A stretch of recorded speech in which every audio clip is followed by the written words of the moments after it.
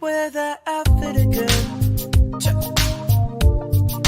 But if you wanna keep it clean, because I want to fit in. Sorry, you're just not terribly important to me. Did you know that when the Houston's debut of me, her phone #1 single song? Did you know that Christy, there are no girls with good personalities? I don't think we should see each other anymore. It never was supposed to be. Gotta return some videotapes. Have to return some videotapes. Did you know I'm utterly insane? I like to dissect girls that ate some of their brains. Gotta return some videotapes. I'm really late. Gotta return some videotapes.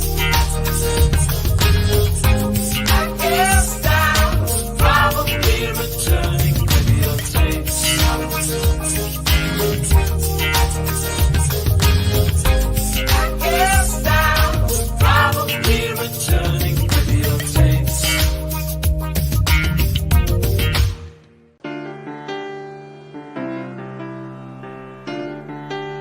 Hey, how'd my father die?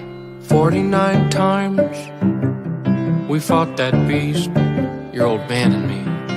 Had a chicken head with duck feet, with a woman's face too. Oh, that's rad. And it was waiting in the bushes for us. Then it ripped off your dad's face. He was screaming something awful. In fact, there was this huge mess and I had to change the floors. The floors?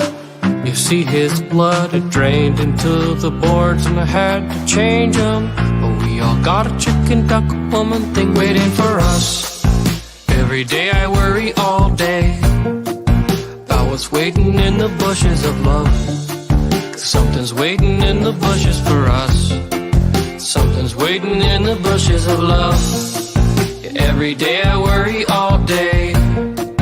I was waiting in the bushes of love. Something's waiting in the bushes for us. Something's waiting in the bushes of love.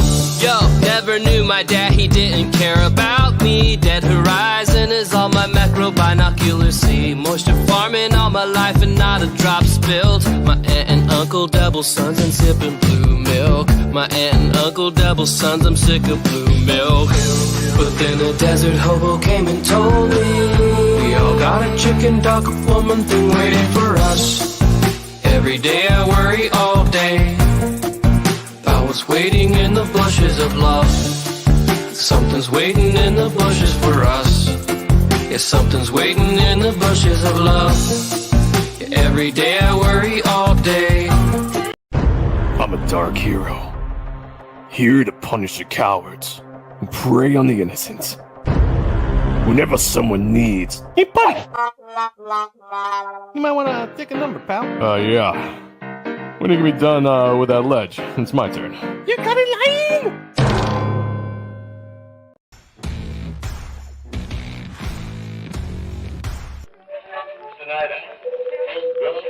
Yeah, super excited for that one too. Joe is the beard I'm going for. Is that what you're going for? Yeah. Joe says I'll back Replicator when Rob tells me I'm his favorite. You are my favorite, Joe. Oh, that's cheap. That's bullshit. Studio says tonight is one of the greatest launches. Too bad Malin is not here to see it. Actually, that part is okay. Well, in his defense, he's literally on another stream talking about it. Yeah, I know. I think that blew my mind. That I gotta leave. It's like I gotta leave my meeting with Paul McCartney so I can go do a podcast with some losers about the Beatles. I'm not calling them losers, but wait, who are the losers? Are you getting no. in trouble? That was a bad thing to say. That's not what I meant. They're not losers. Who are these losers, John? Okay. Joe M. Sontag says, "Hail John and Dale, meeting that we've all been waiting for." That guy, Joe Sontag, is the guy who showed you stuff. I didn't. Oh, Joe's a great guy. Joe, you know what? He's a great guy. No, I didn't. Joe did a great show.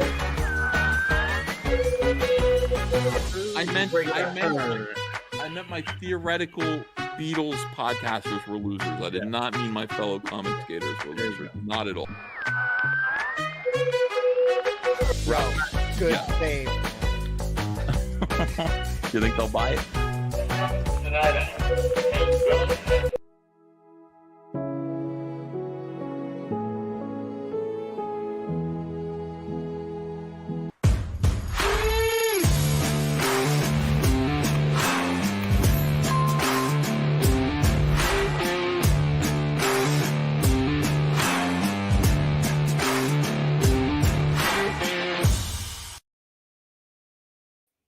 Welcome, everybody. Welcome back to another JMS Talks. I guess that's what we're calling this show tonight.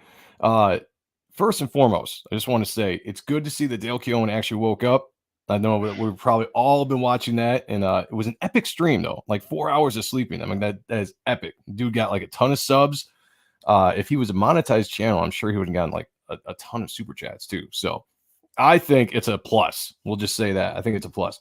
We all know who I have tonight, so I'm gonna jump in the chat real quick and just say hey to everybody so we can get this show going. We got D-Wag Hale, good to see you, brother. We got Well Read Comics in the house who said triple bow Brett Booth interview. Hell yeah. We got Hail the Lore of the Rings. Hail to you, brother. Thank you for being here.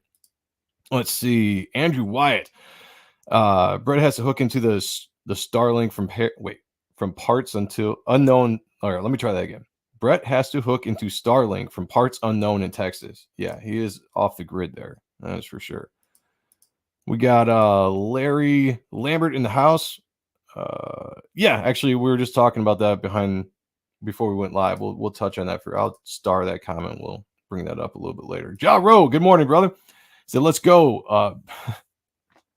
Brett Melon Farming Booth. Melon. Oh, I see. You don't want to swear. I get it. You can say motherfucking here. That's all right. That's what this channel is about. It's okay.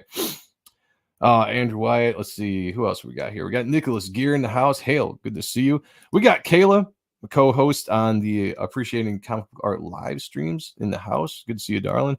We got Craig. Hello. Thank you. I don't think I've seen your name in here before. Good to see you. Tarks9, member of the channel, says hail. Hail to you. Andrew Wyatt says, where is the Brett Booth Reaper Destroyer cover?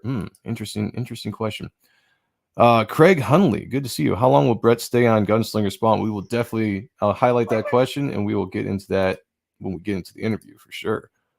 Charles Rivas is in the house. Hail. We got Leandro as well. You guys are pouring in. Appreciate you guys being here. Amanda B, good to see you, darling. Hope everything is good. You got the Green Laser in the house. Haven't seen you in a second. Hope everything is well. Let's see, Derek. I don't know if I can pronounce your last name. I know I messed it up last time, but good to see you again. Thank you for coming back. Pale Rider in the house. Hail. Good to see you. And Jasper Plan 9. Awesome. Good to see you guys. If you guys have questions, please throw them in the chat. I will try to star them so we make sure we get to them towards the end of the show if I don't get to them right away. If you want a question answered right off the bat, send a super chat and I will bring it up immediately. So, yeah, before that or until that, let's just get on with the show. So we all know who's here. We have Brett motherfucking Booth back on the show for like the 5th time. Brett, how's it going? Pretty good. How you doing, Joe? I'm doing good. In chat, let me know if you can hear him all right. I can turn up the volume because we all know that Brett has to call in because he can't stream because he's off the grid. It's FuseNet. Gotcha. You got Frequency Girl in the house. Hail. Good to see you guys. Good to see you. So yeah, let me know about the audio, guys. I set it up. I can turn up the volume. We can do whatever, but usually it comes through pretty good on this mic. This mic picks up a lot, very, very well. So, well, shit, man. I feel like we just had you on not too long ago. I think only a few months back, but I feel like a lot has happened since then with Gunslinger Spawn and also the release of Lost Serpent Prince in the Artist Elite book. So, how's all that been going for you? Busy. really busy. I just finally had like a couple of days off, not really off, but like a couple of days breather last week. Yeah, so just trying to recover a bit from just a hugely busy year. I don't think I've only had like I've actually the last like 4 or 5 years have been really busy, but I think last year was the second worst. Not really worst as in bad, but most work that I had to do was I think last year, and like, the only time before that was the flash forward and one-shot year, which was nuts. So yeah, I was gonna say like that double duty there in that year it was crazy. But I feel like you've always been a pretty busy artist. yeah, I mean, I generally when I was at DC, it was like 10 issues a year, and then when I did the first year on Flash, I think I did 12 issues, a little bit. 12 issues. I think it was 12 issues in like 2 pages, with like a booster gold thing. Yeah. And then I think when I did the Flash Forward and Bloodshot, it was 6 issues of Bloodshot, 6 issues of Flash Forward, and then now Lost, but partially used pre-comic book day issue that I drew. That's when they fired Dan DiDio. Yeah. Still there? Yeah. I'm just letting you talk. Okay, sorry. I'm reading the chat and letting you talk at the same time. Yeah. I lose the signal because my signal's been crappy today. No, it's all good. If you lose the signal, just call back. We did that last time. Finished like the pre-comic book day thing. We had literally just been colored and it was all done. And they fired Dan that day. And they're like, "Oh, we're not sure if we're going to do that now." So they used most of it in the Flash Forward trade, but there was like 6 pages that they cut out, like a double-page spread of Wonder Woman, a double-page spread of Batman, and a double-page spread of Superman. Oh, nice. I don't think I got the trade. I collected all the Flash Forward spawns, the Flash Forward series, but I don't think I actually went back and got the trade. I liked it though; it was fun. That was probably the last thing you did at DC, wasn't it? Besides, like that was the last book. I was actually supposed to do a Wally series, and that was the other thing. The week before they got rid of Dan, they just greenlit a Wally series, and I was like, okay, cool. And then I told Valiant that I wasn't doing any more Bloodshot, partially because they weren't paying me. Yeah, kind of that kind of helps, Yeah, I was gonna say I kind of got to have that going on for. When they fired Dan, I was like, crap. They're like, oh, we're not sure what we're gonna do now. Just hold on. And then COVID hit it too, and it was just like 3 or 4 months of like, just hold on. And then I wound up doing a issue of Red Hood with Scott. Oh yeah, that was a badass That was a lot issue. of fun. Yeah, that was that was very cool. Yeah. Well, I would say like you made the right decision. I think going on Gunslinger Spawn has been awesome. Like I told you before we went live. I've talked to a lot of people. Me personally, like that's the only Spawn title I collect right now, and it's specifically because you're on art, and it just the book seems right. Like it just feels like that's a Spawn book with just the art style, just what you bring to it. The character's cool. Obviously, I'd love to see you jump on the regular Spawn title at some point, but this has been good, and you're on issue 13 working on right now, huh? Yeah, I'm issue 13. I'm only doing like 12 or 13 pages from issue 13 and possibly 14, just to give me a little bit of a breather, and then there'll be like a backup story. Yeah. But I'm on page 9 of that, or 10. I just finished page 9 today. So, shortly. Kayla on here. Get ahead again, so I can be up to like 24. I think the point is. Oh, okay. I was just about to ask how long you were going to go on the book if you knew yet. So. Yeah, we had talked about when I talked to Todd. We talked about 2 years, a year or 2. That's awesome. We did the first year, and it's not super hard to draw or anything. So it's it's fun. And you asked me, what do you want to draw? And I was like, werewolf. So it was a werewolf. Like, what do you want to draw? I draw Spawn. Okay, there's Spawn in there. I like to draw. I actually really like to draw. Not She Spawn as much, but Jessica. Yeah. I like to draw her a lot. She's fun. So. Well, it's funny. Well, not funny, but I'm glad that you're on the long run, because I believe when you've been on here before, we've talked about this, and I've talked about this with other artists, that you don't see a lot of current day artists having long runs on titles right now. It seems like they're on, they're off, but actually having you on and establish a feel, especially a 2-year run on a title, I think that's phenomenal. That's great. Yeah, I mean, I don't know if it's specifically editorial or if it's the artist not wanting to do it, I know it seems like a lot of artists want to like go do covers right away. Mm. And it's like, no, to me, cover art is something you kind of have to earn. Right. And if you're a regular artist on the book, then yeah, you should get the cover unless it's like someone really, really good. But just, I mean, I see it a lot now. It's just like random people are like, oh, this person has never gone a cover before. They're a cover artist now. Like, wait a second. They need to learn the skills first. you need the boot camp. Well, I feel like most people like gravitate and want to do like the whole covers. I feel like you have to have a love to do sequential art, you know, to really want to do books. You know, even a lot of big name artists like J. Scott Campbell, you know, like primarily a cover artist right now, and maybe it's like you lose the love for. Started off as and he didn't do a ton of pencil work, but interiors, but he did do some. I mean, but, you know, he actually makes a good money. I'm pretty sure he's got a pretty good cover rate. Oh, I'm sure he does. Yeah. So, you know, the newer people, I'm sure they're giving them just terrible cover rates. Oh, like no name people. Yeah. You get a good cover rate, you don't get any royalties though.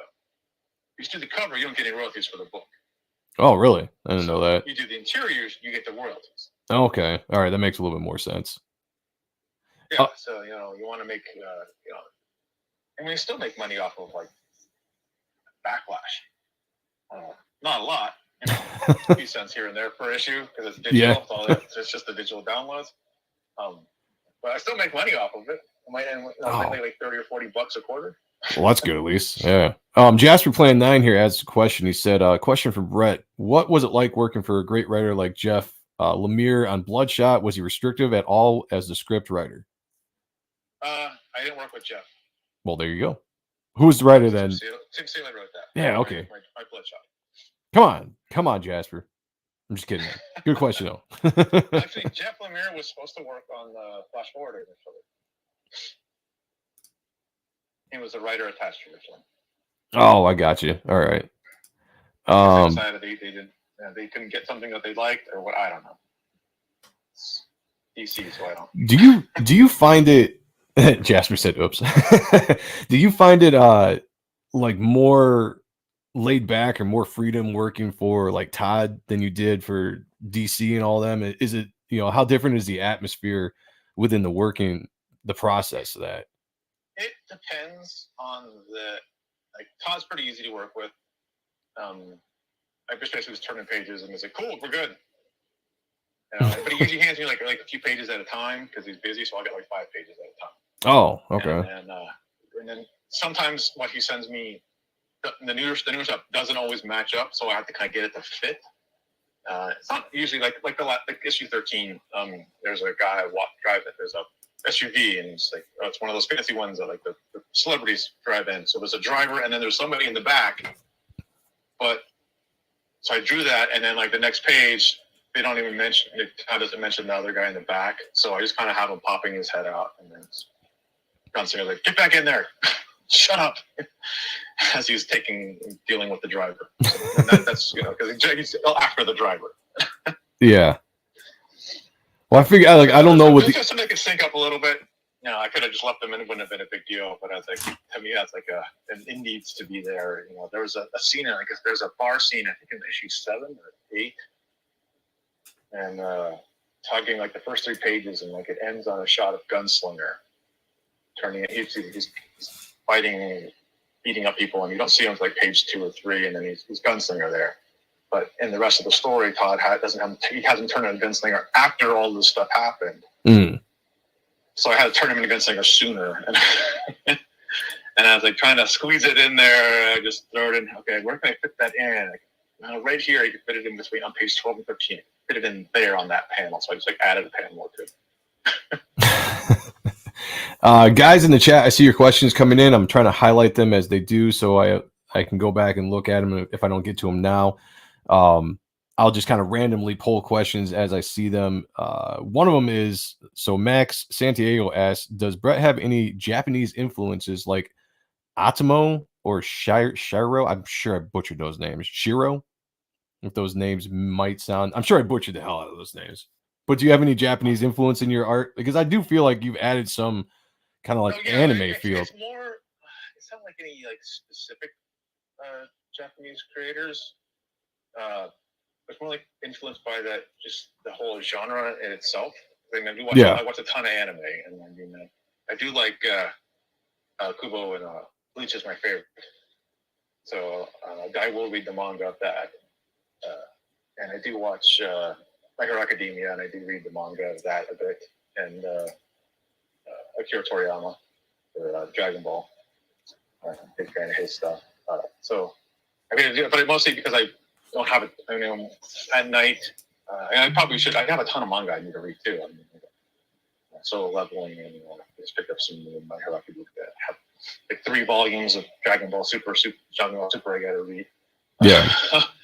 But I've been watching anime since I was a little kid. I mean, I watched Art of the Speed Racer and Giant Robo and all that other stuff. So I mean, I've been what's it? Mighty Orbots. I know some anime stuff, but not and, okay. All that stuff. So I mean, I've been watching it since I was a little kid. But when I got into college, it was Akira and Bao, which is also one of my favorites.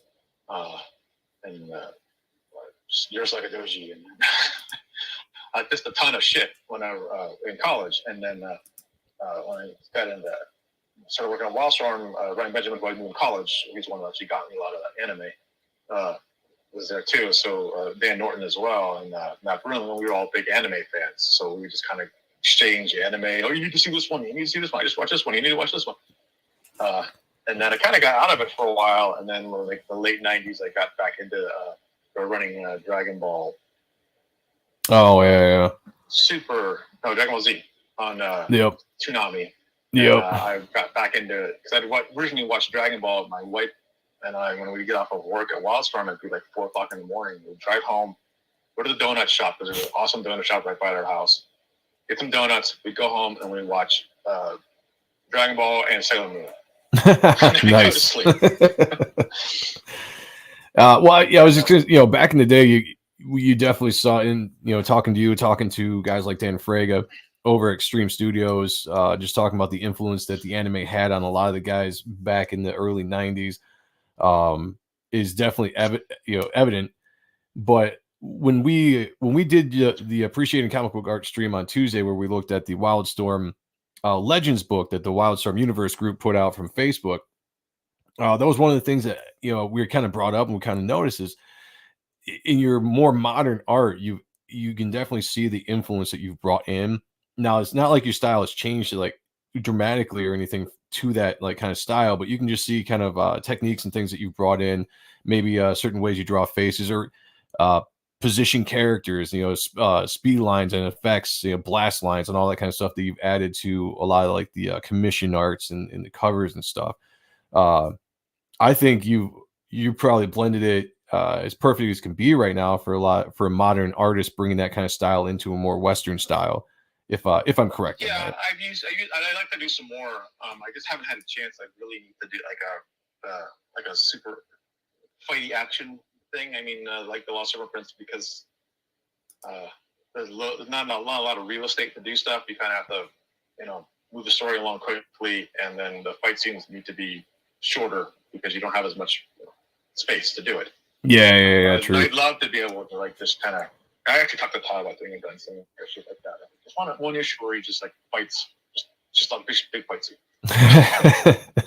Well, that's all I want. I always want to do like an X-Men 205. That's what I wanted. Right there. Yeah. It's just like it's just fight from like page 1 to page 20. It's just a fight scene. Yeah, that's all I wanted. Comics, but even that, it's not the same kind of fighting that I would really would want. I mean, it's because it's more realistic. It's more hand to hand.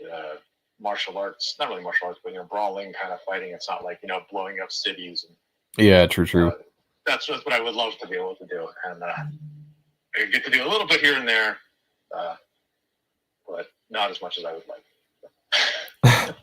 A question here from Ja Ro says, "What are Brett's memories of working on the Heroes Reborn, Fantastic Four? Was he a fan going in, and what was the atmosphere at Wildstorm like at that time?" I started on that right before I moved from California to Florida. So Jim was working on that. I actually got pulled in on issue 4 and did, I think it was issue 4 or 5. One of the two. and did finish it over like half the book because Jimmy was running behind. So I started working on that, and then I finished up my Backlash run pencil-wise and was waiting for script for like 3 months. Frito! Waiting for script for 3 months. Sorry, John, on dog. Oh, they're part of the interviews when you're on. We all know that. Yeah, and so I got it took me 3 months to get script from Jim, and so I wound up doing more Backlash stuff while I was waiting for script. And he gave me like 9 pages, and then it was like 3 months before I got the next one. Oh, jeez. Now, I am a John Byrne Fantastic Four fan. I read a lot of that run. Okay. The guy who got me into comics had all those, and he's a big fan. And so I love that's the version that I love. I'm not like a big Fantastic Four fan, although I wouldn't actually mind doing a mini series or something with them. That might be kind of fun. Yeah. Because I do like Galactus and the Silver Surfer and that kind of big cosmic stuff. Yeah, the more epic kind of cosmic feel of them. Yeah, for sure. Yeah, that'd be the shit. I'm gonna show you if I can get some of these questions. Jasper, I'll ask that one later because we'll definitely get into that topic. Let's see. Craig asked how long you were going to be working on Gunslinger Spawn. I think you already said 24 issues, so hopefully that answers that question. Yeah, the initial plan is 24. Craig just asked who your favorite cover artists are. Interesting. Interesting question. Yeah. I'm not big on cover artists. I mean, I like Jeff's stuff. He does a really good job with it. The nice pinup he poses. This always looks nice. But mostly I prefer like the artist who did the interiors that does the covers. Yeah, me too. To me, it's like, unless it's like Art Adams, it's like false advertising. It bugs me. It's like it's like if I see a cover and I like it, I want the interior to look like that. Now, there was a couple times where I was like pleasantly surprised. There's an issue of Daredevil that Frank Miller did the cover on. Really nice cover. It's just a shot of Daredevil's head. And the inside, Tom by Barry Windsor Smith. So you can't go wrong with that. Yeah, I would say that's fine. Yep. So that was cool. I would love the issue. I became a Barry Windsor Smith fan with that. But yeah, if I see I want the cover and the interiors to look the same. If I see the cover and it draws me in, I want the same product. Yeah, that's my thing. Like, I actually, I hate when the cover artist is different than the interior art for the most part. I mean, because one, it's either you get a really, really good cover artist and the interiors aren't up to par, or I've seen the reverse too. And this has happened in books that you've done where somebody's done the cover that you did, like in Flash Forward or whatever. And I'm like this doesn't match. It's not up to par with your pencils within the book itself. So yeah, I'd much prefer if you're going to do the book or if someone's going to do the book sequentially, they just do the cover. Yeah. And I mean, it's all going to be, this artist is subjective. It's all going to be personal preference and stuff. Do I like this? Do I like that? Yeah. But for me, it's like if I want to see, although sometimes it is like if it's really like stop it, Nini. Really a novice artist, and they put a really good artist on the cover, then yeah, I'd be more apt to pick it up if it's an artist that I like. Yeah. Back in the day, Art Adams. I always pick up Art Adams stuff. I think good. Oh, absolutely. Leandro said, at what issue will you and the other artists break off from the Artist Elite Presents and go full issue with the Lost Serpent Prince? Is that in the works? There's a loose plan that I was going to do 4 parts and then do a mini series. Okay. The mini series is mostly drawn. If it's going to do, because I have like 52 pages. Oh shit! Nice. It was supposed to be. I was considering crowdfunding as well, so it's like I'm not 100% sure how things are going to play out yet. Right. But if I do a miniseries, then I'll need to add 8 pages. I already have it planned out.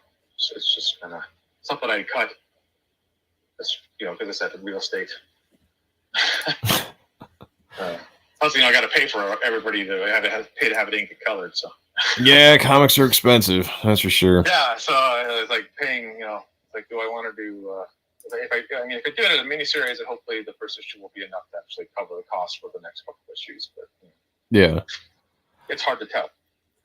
Yeah, I mean, I know we've talked before about crowdfunding and everything, and definitely could be an option for that. I know a lot of people are really looking forward to the Lost Serpent Prince.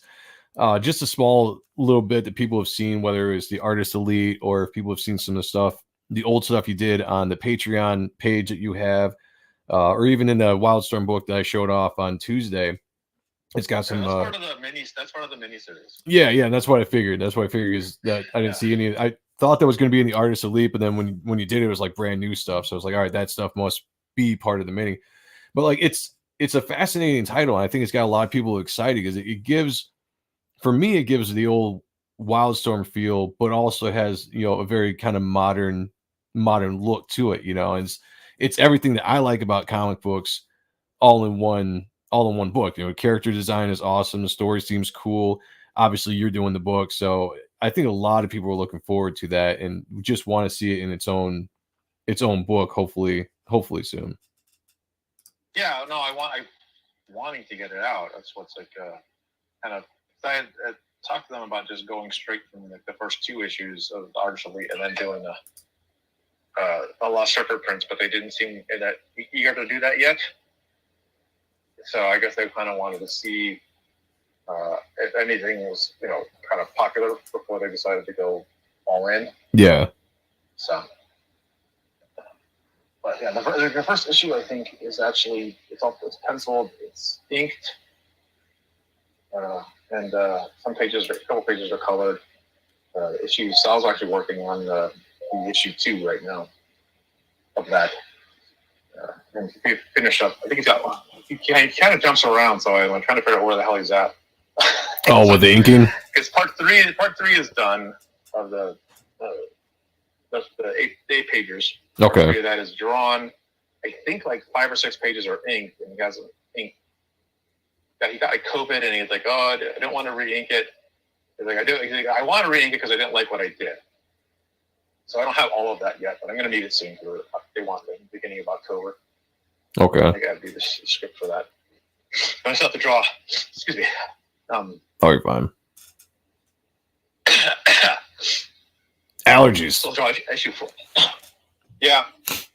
At that time of year. Yeah, I know how you feel. A ton of rain the last couple of weeks. Like we usually get 7 to 11 inches. We had 7 inches in the last 2 weeks. Oh man. Brutal. Yeah, it's killing me.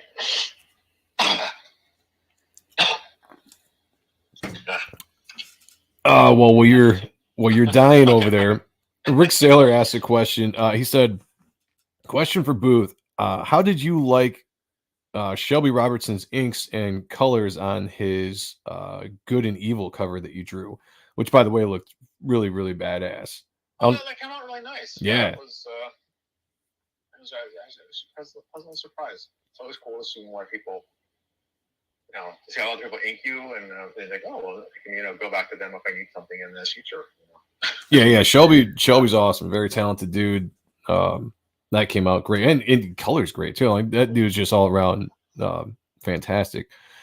I gotta get Kayla's question in here because she's been harping on this since Tuesday. She said, "Is Brett ever going to create his own comic with paleo art as a theme? Because I truly believe there is a market for it and would be successful. Everyone likes dinosaurs."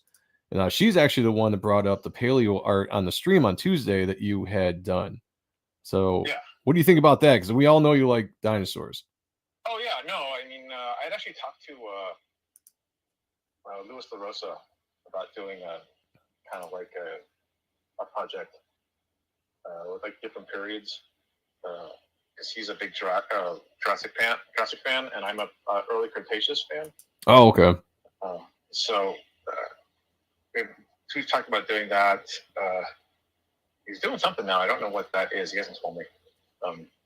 But yeah, it's like I have a project that I'd like to do at some point that has dinosaurs in it, but it's people and stuff too. I got 2 of those actually, and then I had a story that I did. They did this thing, Draw Dino November. Mm-hmm. and it was like 2017. So you're basically supposed to draw like a new dinosaur every day. So what I did is I did like a little 30 pictures in like a little story. And I'd love to be able to like draw that actually out at some point, especially now that we have some better, like, they get this new Miraxis Gigas that just came out. It'd be perfect for it. And so I could use a Giganotosaurus or Giganotosaurus, depending on the Jurassic Park movie people. I used that instead of the Miraxis, because Miraxis is brand new, but it's actually closer in size to the Acrocanthosaurus, which is my favorite dinosaur. It's a story that I had originally came up with like 2002, and I wanted to take a dinosaur from the North America and have the land bridge extend briefly, and it goes into South America. Because there's a whole, like, South America is very different than North America. So there's no T-Rexes or anything like that in South America. There are a few ankylosaurs, but they have they don't have the ball at the end of the tail. They have petroscopes that kind of, if they have them at all, they have like blades on the tail. So they go like razor blade kind of. There's a specific, actually, like Aztec weapon that has just like obsidian blades on the side of, essentially like a stick. So okay. That with blades on the side. Nice. And they use that for war, and that's kind of what their tail looks like. I think that's what it's called. I think that's one of the names from it. And so they have a bunch of weird things down there. They have megaraptors down there, which aren't actually raptors. They think now they're Tyrannosaurs, but they have a big giant claw on their really on their front legs. They got three claws on the front. The first one is really big, and then they have two smaller ones. And they have big giant arms, but they're like smaller bodied and smaller headed, unlike the Tyrannosaurs that have like the big giant heads.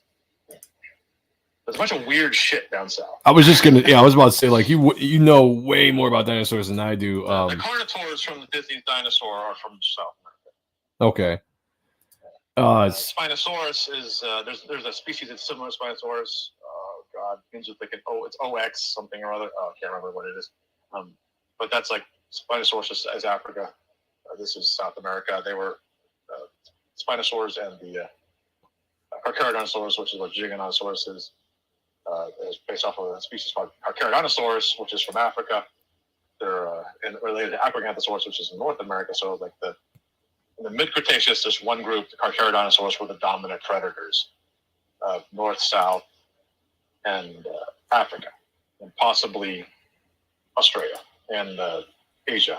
Europe is weird because it's kind of an archipelago, so it's kind of a weird wetlands up there, more like the Philippines and the islands and stuff over there, as opposed to it actually being a continent. So they do have some Spinosaurs up there. Actually, England's got like 4 Spinosaurs. Yeah, like my knowledge of dinosaur-esque stuff is relegated to movies, unfortunately. I love dinosaurs, but like you start talking about this stuff, I'm just like, yeah, I have no idea what you're talking about. But it sounds fascinating. Sounds fascinating. Yeah, no, I would really like. It's one of the things I'd like to do. I don't know how well it would sell. That's the problem, because what's his name? Ricardo Delgado. What's his name? He did Age of Reptiles. For yes, yeah, yep. And he did like 3 or 4 series of that. I'm not sure what the sales were on it. What was that like before or after like Jurassic Park became a thing in the theater? Because I feel like dinosaurs nowadays. Right after. Okay. And I think that came out in 94, 93. Okay, yeah, that would have been right after then. Early 94, somewhere around there. Okay. I'm remembering. Well, because I feel like dinosaurs are a lot more popular today because of Jurassic Park and other, other movies and stuff like that. It might do. Kayla seems to think in the chat that it would do very, very well. She's been harping on it since Tuesday that you need to do something with the dinosaurs. No, it's on my list of things to do. It's just I don't like doing my own personal projects. I have such limited time for that. Yeah. With the Gunslinger book, and then on top of that, everybody wants the covers. I have like drawn like 2 pages of original creator-owned stuff in like the last 2 or 3 months. Oh shit! I'm either drawing Gunslinger or I'm doing covers for other people. Yeah, well, I mean, at least it's keeping you busy. You're high in demand. I'm thankful for all the work. It's a ton of work. Yeah. That I've gotten, and I'm finally starting. the Mark Millar cover right now. I got one more video game cover, and then they just basically told me today, "Oh, can you do another one?" Because they have this one at the same time, and it was like 4 covers that kind of fit together, and I was like, "Okay, I'll have to do another one of those." So. I'm gonna cruise back up here. I saw a question I wanted to ask while we were talking. Let me see. Jaro had asked something about did you not want to publish the Lost Serpent Prince with Image? He said something about it. I'm considering it. I mean, it's not something the thing is, Image costs like it's like $2,500, but still, the price hasn't actually changed much. Right. You have to get approval, and they can demand changes and stuff. And it's I don't like that idea. I didn't like that, and at the time, that whole thing with the union was going on. Right. And I was like, I want to stay as far away from this as possible right now, so I find out what's going to happen. Yeah, that's a good call. I don't mind have a problem with people, getting paid better for their work, and that's that's fine. I just didn't like that they could, oh well, if you're doing something, you agree to something, and then if someone's like, oh well, I don't like this person. They shouldn't be allowed to publish books here, and they're not like the publisher. Yeah, I don't like that either. And you've already put the solicitations out or whatever it is, so you're you pay out these fees and everything like that. Plus, Image does get money off of that too. So I don't know what the actual break-even point for that would be. Because depending on I would love to want the books to sell as good as possible. Right. You want to put in front of an audience that and it would be easier through Image than it would be through than what Artist Lead is doing, because we're dealing with Lunar, and some of the comic book stores just refuse to use them. So it's, I guess, because the reason why I was leaving with them, because they were originally just going to do it through the mail. Oh. And they had also talked about doing crowdfunding with it too. So when we all kind of agreed to do this, I was like, yeah, we're going to do crowdfunding and then do this, and then like 2 months later, no, we're not going to do that anymore. Like, oh, okay. So it's kind of trying to figure out exactly the best route at this point. That's why I did I made up the new story for the anthology thing, as opposed to doing the actual story that I already had, because I was worried that if it doesn't sell well, you put out 3 issues and right. They cancel it, and you're like, oh well, you got an issue of what the material of that was put out. It was for your regular series, so as opposed to let's just kind of. I kind of do the Artist Elite thing as kind of like a 0 issue. Yeah, I got you. It definitely has that feel to it. Getting you like a bit of the background for the character, some of the world, a little bit of world building, a little bit of world building in issue 2 at the end, and then issue 3 and 4 more world building, and then the main story that kind of gets going in issue 1. So it's like it's a 0 issue or something. Yeah, I definitely get the feel with that too. The Art Jedi said, "Hey guys, sad I missed the beginning. Brett is such a huge inspiration to me. It would mean the world if you could let him know." Well, I just did, brother, and thank you. Yeah. I know exactly who that is. Yeah, he's an awesome artist. Yeah, he's on Twitter a lot. So. Yeah, that's absolutely. Jasper Plan 9 says, and I think we kind of covered this a little bit, but when will Brett get an entire issue with Artist Elite, not just an anthology material? Which I think Brett's kind of gone over just a little bit, but if you want to reiterate if you missed earlier. Yeah, the plan, I guess, now is to do like 4 issues of the Artist Elite Presents, and then do a miniseries. And then if that does well enough, go do either. I'd love to do it full time, but it needs to be able to. You need to be able to make enough money to do that full time. So right, you got to pay inkers, colorist, letterer, myself. So, which is important. A lot of people don't yeah. consider that part. They're like, oh, yeah. I made this and I made this amount of money. Okay, well, how much did you pay yourself? Oh, well, I didn't pay myself. I was like, yeah, well, then you can't do this. It's not a living. You right. It's a living unless you can pay for all your. Absolutely. Bills. Absolutely. Yeah, that's an important thing. Nefarious for $20 super chat. Thank you, brother. Appreciate it. Says chipping in so Brett can buy some bandwidth. Glad you're here hanging out with us, brother. Just don't tell anybody about your Patreon where they can buy the artwork you show off on Twitter. We want people to buy it. We don't want people buying it all. Okay, I got you. Sorry I stumbled through that. But yes, bandwidth would be awesome. Awesome. One day. Well, I'm hoping I think Starlink is Wyatt mentioned earlier is better than the HughesNet. So when we move, that's the plan. I don't think they have internet service out where we're moving to. Power, but no internet. So at least not satellite. It's rural, so there's like satellite internet is the thing. But just trying to upload a freaking file is just a pain in the ass. Even with my phone on the LTE signal, it takes half the time just to send a picture. It doesn't. Hi, Miki. It doesn't. It takes. I have to go in a specific spot of the house to upload, and I have to go in a specific spot of the house to stream it all. Oh man, that would drive me insane. Yeah, so it's like not that big a deal. I mean, I used to have DirecTV. I got rid of that because it was like over $200 a month, and I was like, I only watch this for like 3 hours a day max. That's funny. Yeah, I just got rid of DirecTV as well. I was looking at the bills I was paying per month, and I was like, man, this is expensive, and I'm not even watching it anymore because we do a lot of streaming now, especially with my daughter. We do a lot of more kids movies and kid friendly stuff nowadays than anything. And I'm like, I don't watch anything on regular TV anymore. So we dumped DirecTV, crazy, stupid, expensive. My satellite, my receiver stopped working. Oh, you need to upgrade to the HD. It's like, so I got to pay more money now. We got to get the HD. I was like, there you go. I was like, come on, I'm already paying $200 a month, and I have they gave me they did this thing where they upgraded for a month to HBO.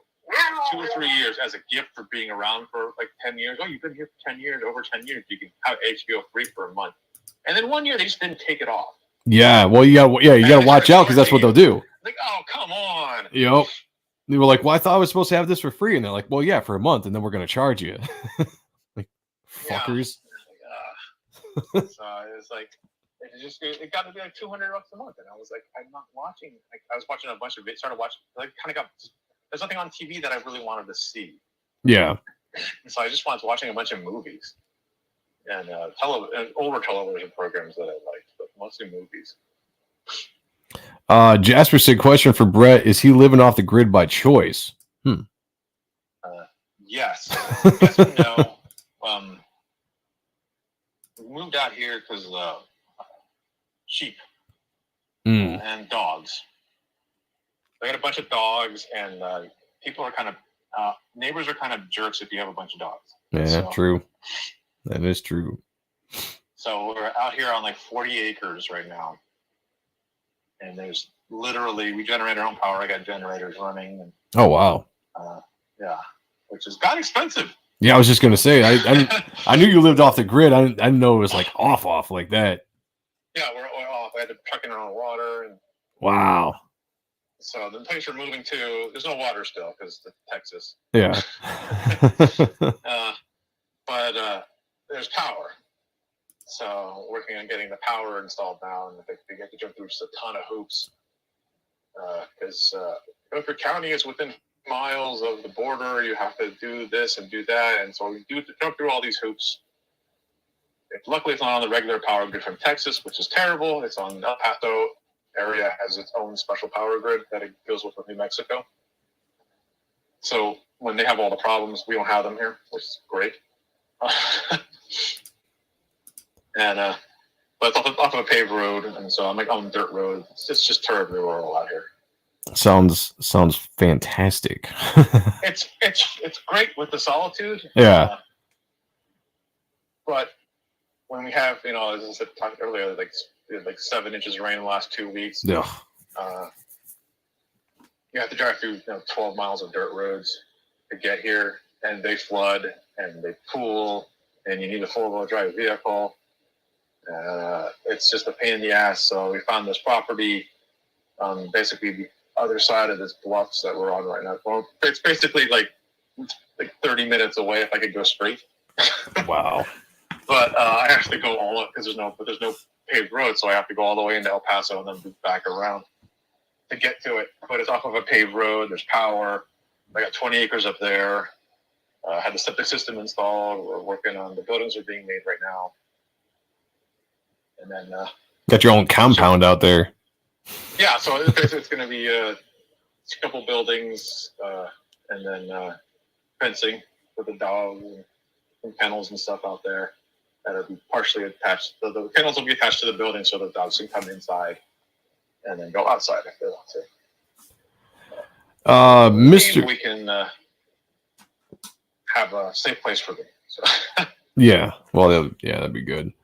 Mr. Ross T1 said, question for Brett. For dynamic figure drawing, what is your go-to reference source for inspiration? Do you look up parkour, kung fu, surfing, skateboarding?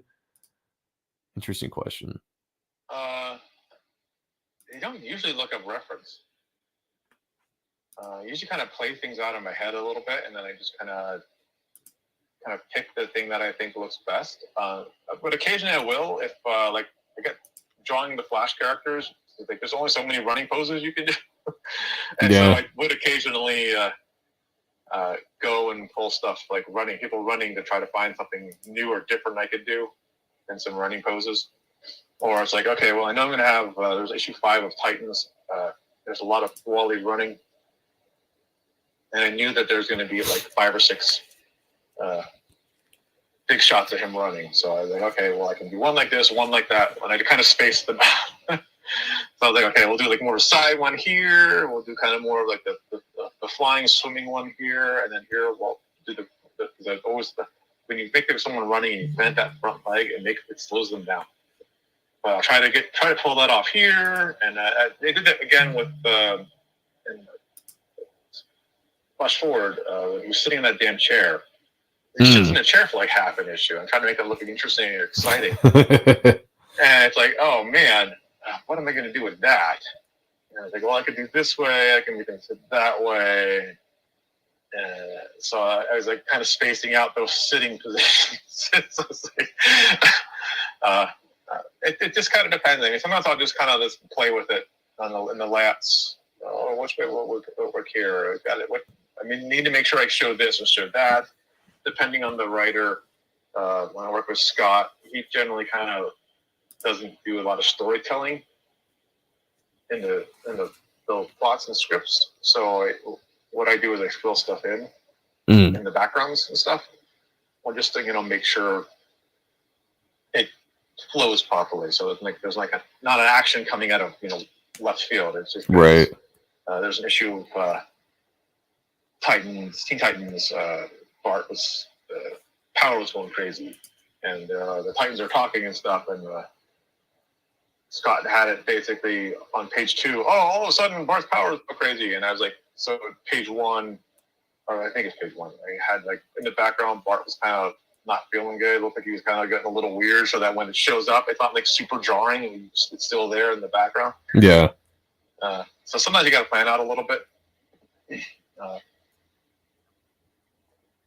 But yeah, I don't actually, most of the stuff I use for reference is animals or dinosaurs, skeletons or vehicles or buildings or whatever. Gotcha. Horses. If I need something specific, then I'll just do a quick Google search, which is the greatest thing in the world for artists. So. It is. That's for sure. And when we were commenting when we were looking at that Wildstorm Legends book, just a lot of the group shots that you would put out, how you were able to give each character their own kind of pose. They weren't like copycats of each other, and they didn't draw from each other. They just kind of existed within the picture, and they all had their own place. Like you did a really good job of making everything look unique, I guess is the way, and that's hard. I mean, from another artist, from me, from my standpoint, and I'm not as experienced as you or on your level at all, but drawing a jam piece like that with a bunch of different characters, trying to think like, all right, how am I going to make sure that these all have their own kind of feel, they're telling their own kind of story within this picture, and not have them just look blah. You know, you do a great job of keeping that energy, the dynamic poses, is probably, you know, second to none in my opinion. Oh, well, thanks. I generally work off the personality of the character, so it helps if you know the characters. That's like the biggest thing. And unfortunately, sometimes when you're drawing stuff, you don't know the characters. Mm. You know, it's like a new character, and you're just kind of like, all right, well, whatever. I'll just, you know. But if you know, like I know the Wildstorm universe pretty well. Yeah. But later stuff I don't really know much. But the early stuff I know fairly well. So I was like, okay, this is this kind of character. So, and I think I developed that later when I was working on like Nightwing. Because to me, like there's the different, like Batman swings around the city different than Nightwing. Nightwing and Daredevil are similar. They'll swing around the city. Spider-Man is a completely like off the wall. He's all over the place. Yeah. But like the Blue Beetle would be like the Ted Core Blue Beetle would be similar enough to Batman, where it's like Daredevil and Nightwing would be like characters who basically like they were in the circus or they were trained by ninjas at a young age. That it's kind of like second nature. It's totally natural for them how they move. It's much more graceful. Batman trained a little bit later on in life, and so it's a little bit stiffer and gruffer. Spider-Man is just a freak of nature. Anything goes. Yeah, that's what's cool about drawing Spider-Man. I mean, really, yeah, anything goes with that character. That's awesome. I got guys, just in the chat. I'm trying to highlight a lot of your questions. I'll try to get to as many as I can. There's a ton of questions in the chat. We only have so much time, so I want to let me hit a couple of these questions that popped in. Let's see. Drawn's Sword Graphics said, "What is your process for laying out a page?" Cheers. Well, it depends. What if I'm writing it? If I'm doing it myself, I kind of do. I'll do like just a real quick little outline. I don't even know do like a plot, just like an outline, and I just kind of see. Then I'll do little layouts on a piece of paper, like thumbnail sketches. Mm-hmm. That's basically what I do for everything. So for my own stuff, I'll like mark who the character is and if there's anything important they're supposed to be saying or doing. But it's from if you get shit from Todd, he generally just breaks down each panel. So it'll be like, Gunslingers picking up a whiskey. I don't remember what the damn guy's name is. I keep calling him Travis, but I know it's not Travis. Travis is looking at messing with his phone. Gunslinger takes the phone. Travis freaks out. Gunslinger chucks it out the window. Yeah, something simple like that. And so, like each one of those is like, what's the actions? What can I get away with in one panel? Is there any like big shots on? Is there anything super important that needs to be highlighted or super cool? Yeah, that's cool shit. So you do the cool shit. If there's like a cool shot, you see the Gunslinger for the first time on this page. Okay, cool. Make it big. Sells better too. So yeah, for sure. Piggybacking off of that question, what do you enjoy more when you were doing a script that is a little bit more like what Todd does, which is kind of, if you want to call it Marvel method, or somebody that's doing like really,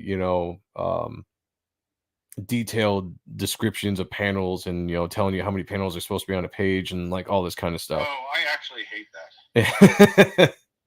I figured. They always pick either the worst camera angles or the most uninteresting stuff to focus on. Yeah, I figured. Yeah. So it's like this one I got freedom. Todd's pretty much happy with. I talked to Greg before I started working with Todd, and he's like, he'll be happy with it or whatever you give him. And yeah, that's pretty much it. Like, yeah, that works. That's cool. I got to make like 2 or 3 changes on something, just because he's like, like the one guy with the big sword. I was like, it's really cool. Give him like a big dinosaur tattoo on our fridge on a couple pages. I was like, okay, cool, not a big deal. But unfortunately, I had set them off that desk already. So like, dude, here, I drew them on this page. Here, you need to add that. So, it's generally Todd. I prefer that kind of real loose loose way of doing it. It's much easier for me. Yeah, I think it gives them more freedom too. I'll be completely honest, and again, anybody that follows this channel, I've never worked in the industry. I'm just an independent artist, but I've always found it difficult to work with writers that have approached me in the past. Independent writers as well, looking to start projects or whatever, and they'll send me a script, and like the script is just so crazy detailed because I feel like all my creativity gets stifled when they want to have the panel is so perfectly planned out. I'm just like, man, could I draw it? Yeah, but it doesn't seem like it would be fun. Like it's when someone's just like, hey, this is what's going to happen on this page, or when I'm working on my own book and I can just have the freedom to just do what I want, is make hitting the plot points and everything, and just make it as dynamic and interesting of a page as possible. Like that's the only way I can really function as an artist and like have passion with what I'm drawing. Yeah, no, I totally am with you on that. I mean, it's fun to do. I mean, the thing about Marvel and DC is you usually you can work on characters that you like and you've always wanted to work on, and that's fun, but it's only fun for a short amount of time. And then it's like, oh, well, here you have to do this. And you're like, I wasn't interested in doing that at all. Apparently, this is nothing against David, because I actually enjoyed working with him. Right. They asked me to do some more. They were thinking about asking me to do another issue of Legends. This is one nice. With Todd, and Todd offered me Gunslinger, so with that. Yeah. And they offered me five more issues of Legends. So I was like, I'm already working on this because you did. I asked you before, and you told me you didn't have anything. You might have another issue for me. Yeah, you snooze, you lose. More McTaggart story, and I was like, because you drew one back then in X-Men Limited. I was like, yeah, I don't fucking remember drawing that at all. nothing at all. I'm not interested in drawing Warrior McTaggart. I'm sorry. Yeah. I want to draw. Give me Wolverine or Colossus or Storm. Right. Yeah. The fun characters. Yeah. Let's go. Jeez. Let's see. Nicholas Garrett asked, "Who are Brett's favorite non-creator owned characters or character?" At DC, it's the Flash. Wally. He's my favorite. Mm-hmm. And then the Titans. I love drawing the Titans. And then in Marvel, it's Cyclops and Phoenix with the X-Men in general. But Marvel, I'm a Marvel kid. I read some DC stuff, but I do actually love drawing Wonder Woman. And Superman is actually really fun. Oh yeah, but they never let me draw like big fight scenes with that. Building up the wall. It's like, oh no, they're doing this. Like, that's not fun. Like, it's Superman. I mean, come on, we could be destroying planets here. Yeah. You could have some fun with that. Absolutely. Some laser guys with laser guns. Like, oh, come on. What I would love to see you draw, and there's a few artists I'd love to see draw this character, but I would love somebody to actually do something, or Marvel to actually do something with Ghost Rider. I think you would absolutely kill it on Ghost Rider, especially, just seeing the stuff you did with Gunslinger and, just kind of like that dark universe. I think a Ghost Rider drawn book would be awesome. I don't know if if you're into Ghost Rider, if you like that or not, but that would be my choice. I like the new Nick Cage movies. The first one, I'm not the second one as much, but I like the first one. It's a goofy fun. It is kind of, yeah. The Mark Texeira Ghost Rider was cool. Yeah, it was. Yep. I'm not sure if I could draw. See, I would, if I could redesign the bike so that I could draw something more I'm interested in.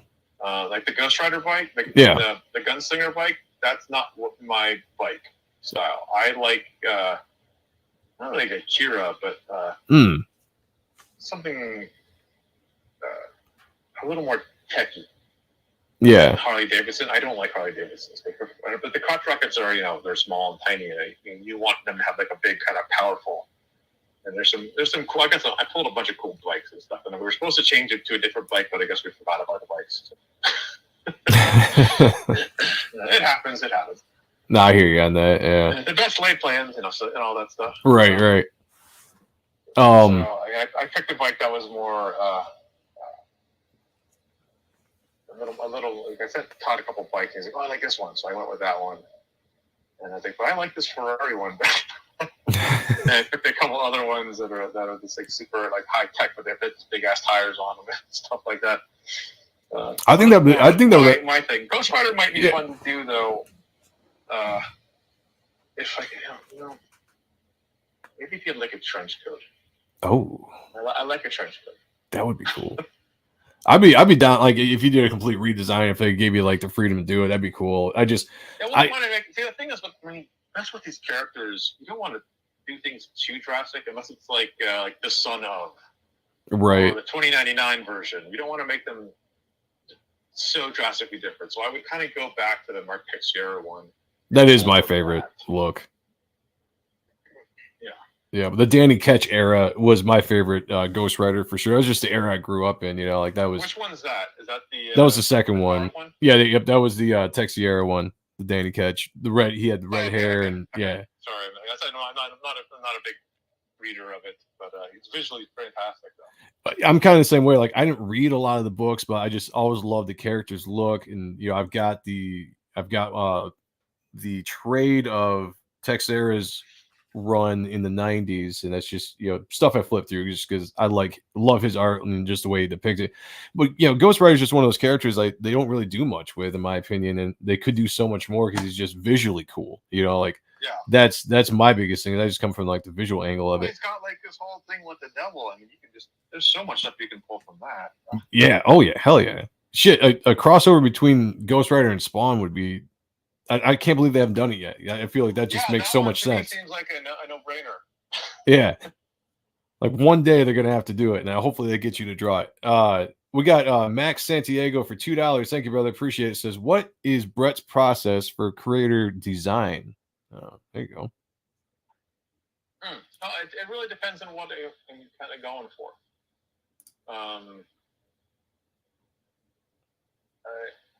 If I'm creating, what's the story? I mean, occasionally I'll just like have an idea pop into my head, and I'll just kind of work from that. I mean, I had a character. It's called Lifeless, and then the character he's a zombie necromancer guy, and I was originally going with I wanted to make him like kind of like a Frankenstein character, and then but I wound up completely not doing anything like that. The character, going through a couple of different iterations. You basically kind of start with one thing. You get like an idea in your head, and you draw it. I draw it out, and then I'm like, does that work? You're like, I don't like that. What's the story? And I kind of start thinking of the story while I'm working on it. And if I come up with something better, I'll generally trash the design and then wait a day or two, and then kind of go back to it with some more. I'll think about the story in my head and what would work best for it. Yeah. But I mean, you do kind of things like, okay, well, I wanted to do like I got a character called Parsec, who's a speedster guy character, and so I was like, okay, well, fortunately, like the Flash is he's the quintessential speedster character regardless of the universe. Right. So what does he have? Well, how do you make him visually? What is cool with him? And I was like, well, the lightning that was like the coolest thing they've done in like the last 20 or 30 years is adding the lightning. Yeah, You can do a lot of stuff with it. It helps with the movement, and you can show other motions with his arms and all this other stuff. And I was like, well, I can't do lightning. So I said, well, what else could I do? And I'm a huge Tron fan. So I thought of light cycles.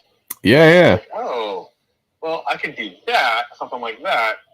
So I gave him like some discs that kind of stick out, energy discs that you can shoot and stuff like that. So you got like an offensive weapon besides just being a super speedster. Yeah. And but visually, it adds to the movement, so you can track his movements and stuff. And I think it actually looks faster than the lightning. So, no, yeah, it does actually. Like, it looks even faster. I was like, okay, Yep. cool. I'm gonna go with that. So You're right. There's always some trial and error.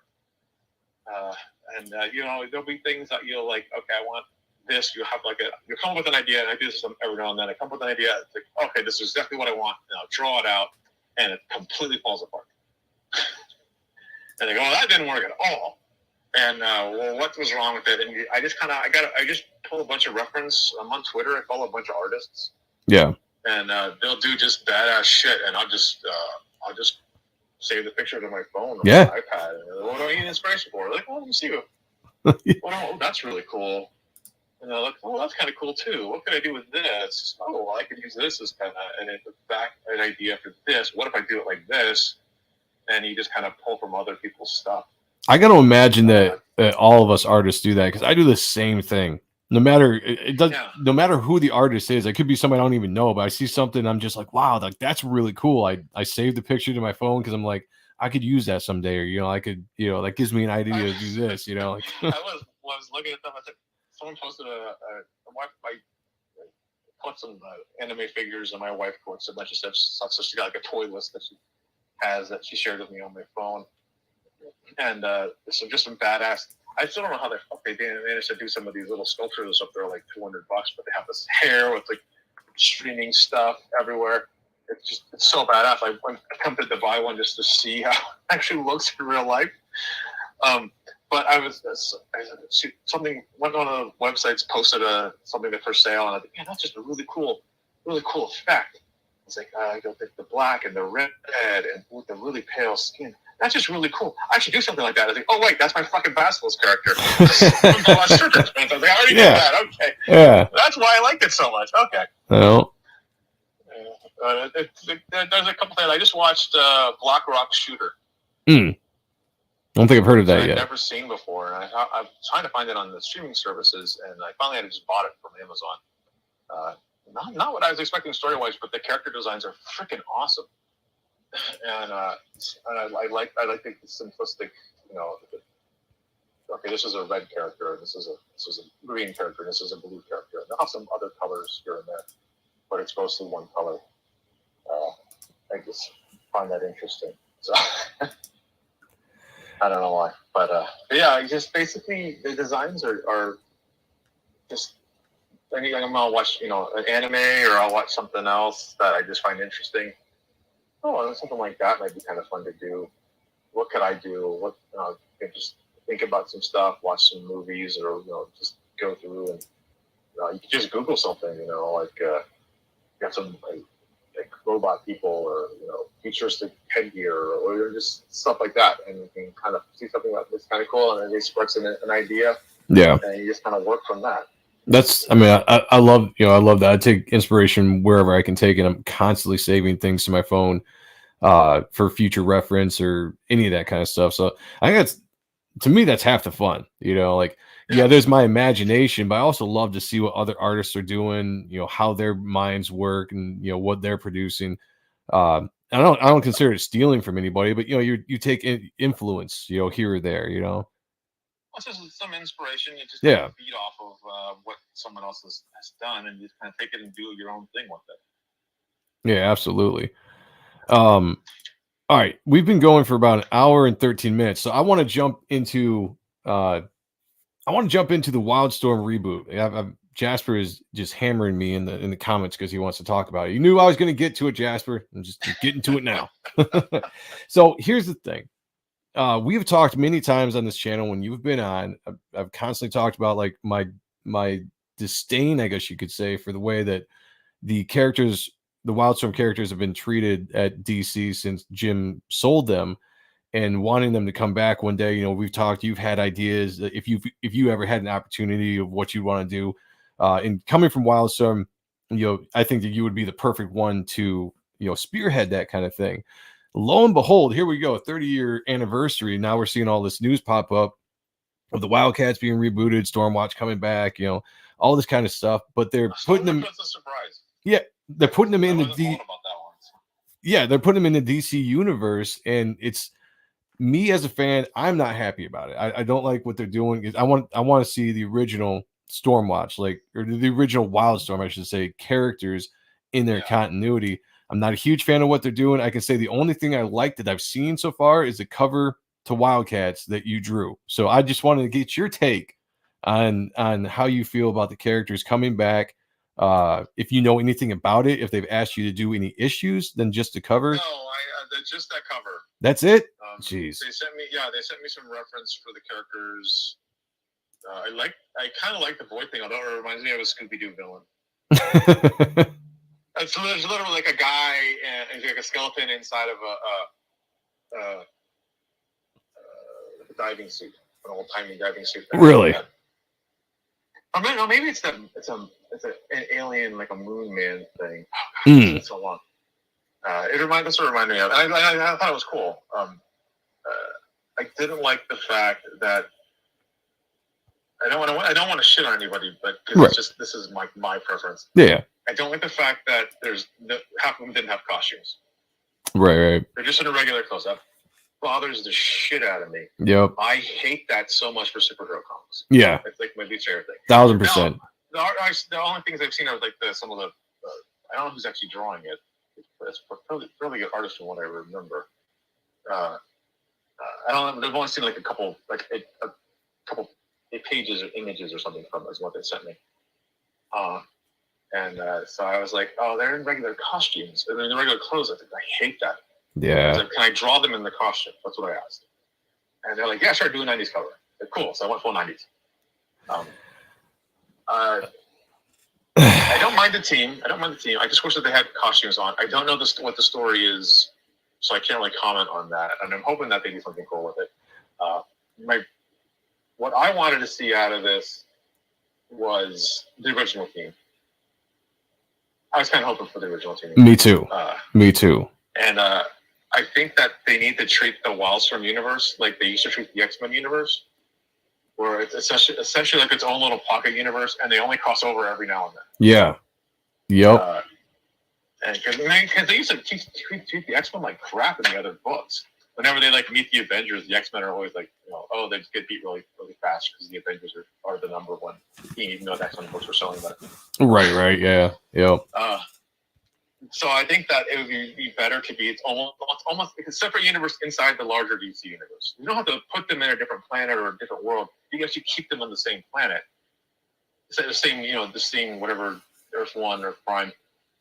Just like it's almost like it's like another country kind of happening by itself. Yeah. And they like tie it to Batman immediately. I mean, hopefully, if I wanted it, they were talking about doing a Flash series, our Flash story with Court of Owls. So it might be kind of cool.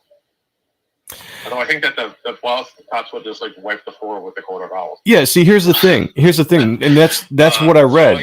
I'm hoping that there'll be something interesting. I just like I don't know. I think that it's going to miss the mark. Is why I'm worried that it's going to miss the mark. Yeah, so I don't know too much about it except for a couple articles I read, but that's what the whole premise of the Wildcats is, that they were going to be going up against the Court of Owls in like issue 2, and I'm just like, the Court of Owls, and I was like, Wildcats would just destroy the Court of Owls. Like I don't understand, the thinking with that pairing. But I agree with you. Like I would have completely taken those characters and put them in their own pocket universe. And just continue their story. I have mentioned that Dan was still in charge. Like, here's the two things you need to do. You need to basically make it put a Wildstorm artist on there, because that's what the people want to see. Absolutely. I think that they're kind of stuck with they want the Warren Ellis prestige. Yeah. From the Authority time, and they're more interested in that than they are the art, which is I think sad. Although I'm not saying I think the artist it's Segovia, isn't it? It's not the artist. I'll be honest with you. I read the names of the artists and I can't think of them offhand because I don't. I think because the artist was great. The stuff I saw was good. It was fine. It was just like my biggest thing is like what I saw. Spartan had a costume.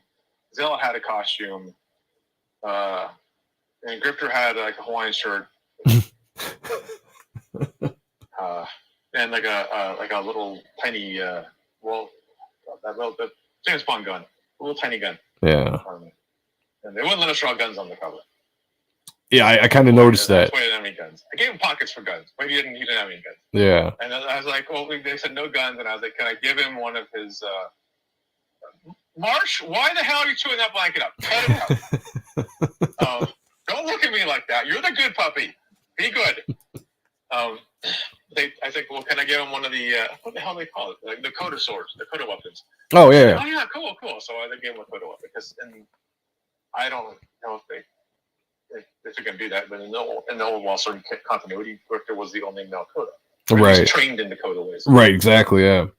So I was like, that'll work. And then I think they had For a Child and Voodoo, and I was like, they're just regular Codas. I was like, this is like the exact opposite of I think what the Wildstorm fans want.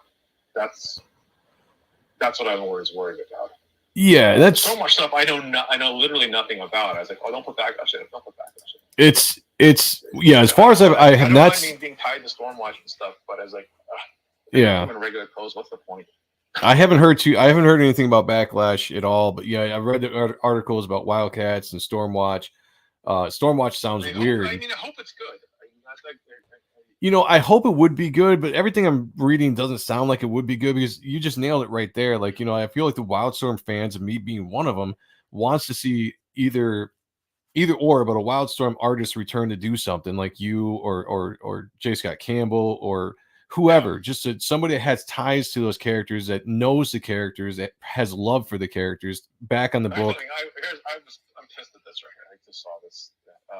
Jim did like a new 8-page story for Hush 20th anniversary. Yes, I just heard about that too. Yep. Where the fuck is the Wildcats one? Right, exactly. Like, yo, that's like, dude, come on! You could have at least asked me to do something. Thank you. That's what I was wondering that too. Like, I wanted to ask you if they'd even talk to you because when I read the article, I'm just like, yeah, it's cool that they got you to do a cover, but I was like, why don't they have Brett doing something? You know, even if it's not Backlash, why is he not doing Wildcats, or why is he not doing, you know, at least an issue? Let me do something like for years, and they don't seem interested at all in having me. You know, Ben will ask me to do stuff because he's an old Wildstorm guy, so he's like, okay, well. Now I do ask him. I did ask him last year, like, what are you guys planning for the 30th anniversary? They Backlash one shot, and I think we're just doing a Wildcats book. Yeah, that's.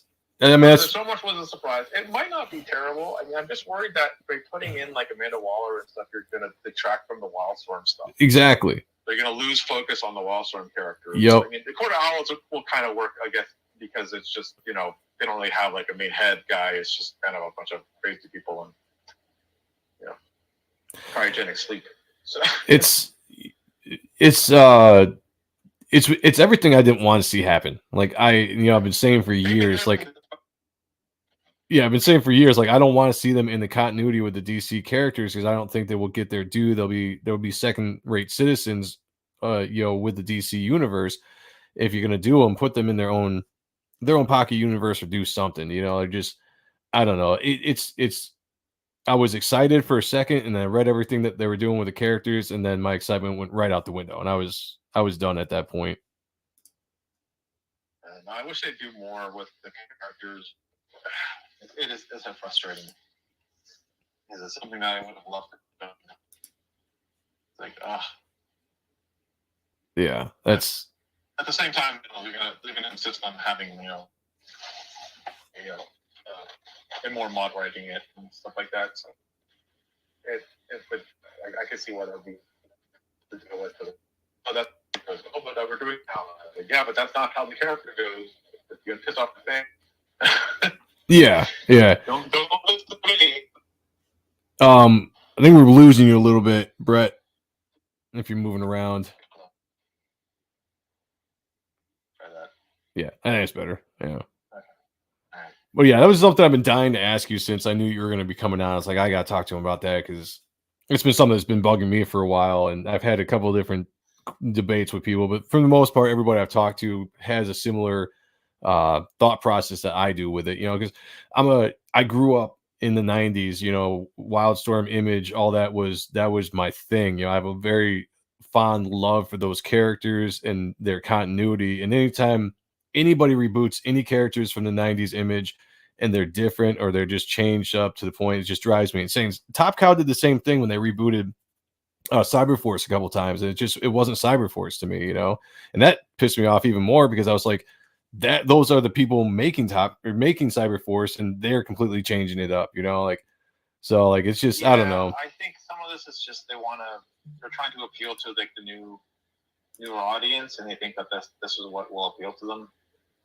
And I'm just kind of like, I don't know. I mean, if you look at what's popular now, like even the mangas and the animes that are doing it, there's a lot of action. In My Hero Academia, just there's a great, you know, you can use that as a base template and just kind of, it's based off of the old superhero stuff.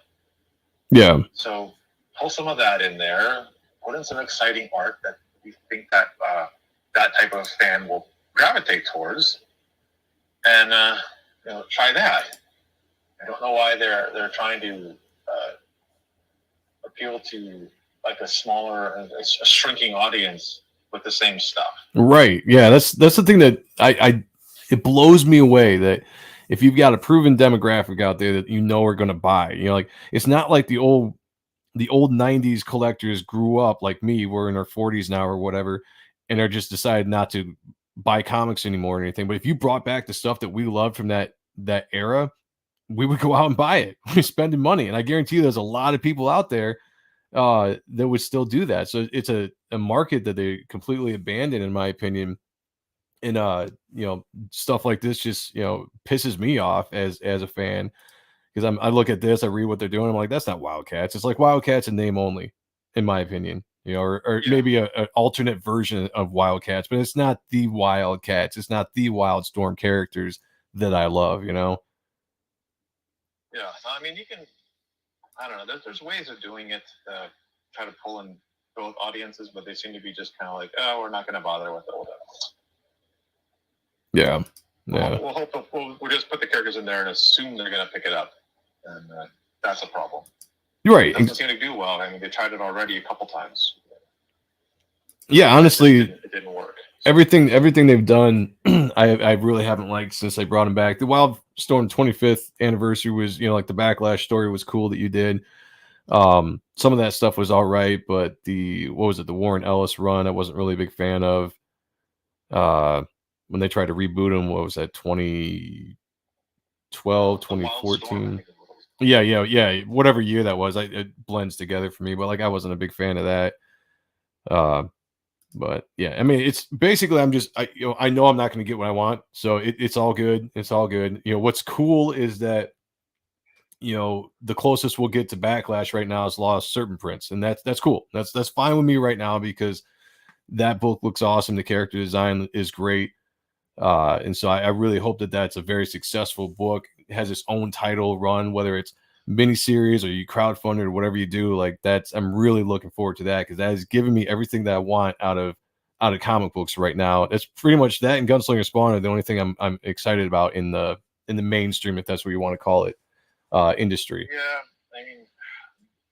I mean, I'm enjoying drawing both of them, so it's like fun for me, basically. Yeah. And it's like I'm trying to.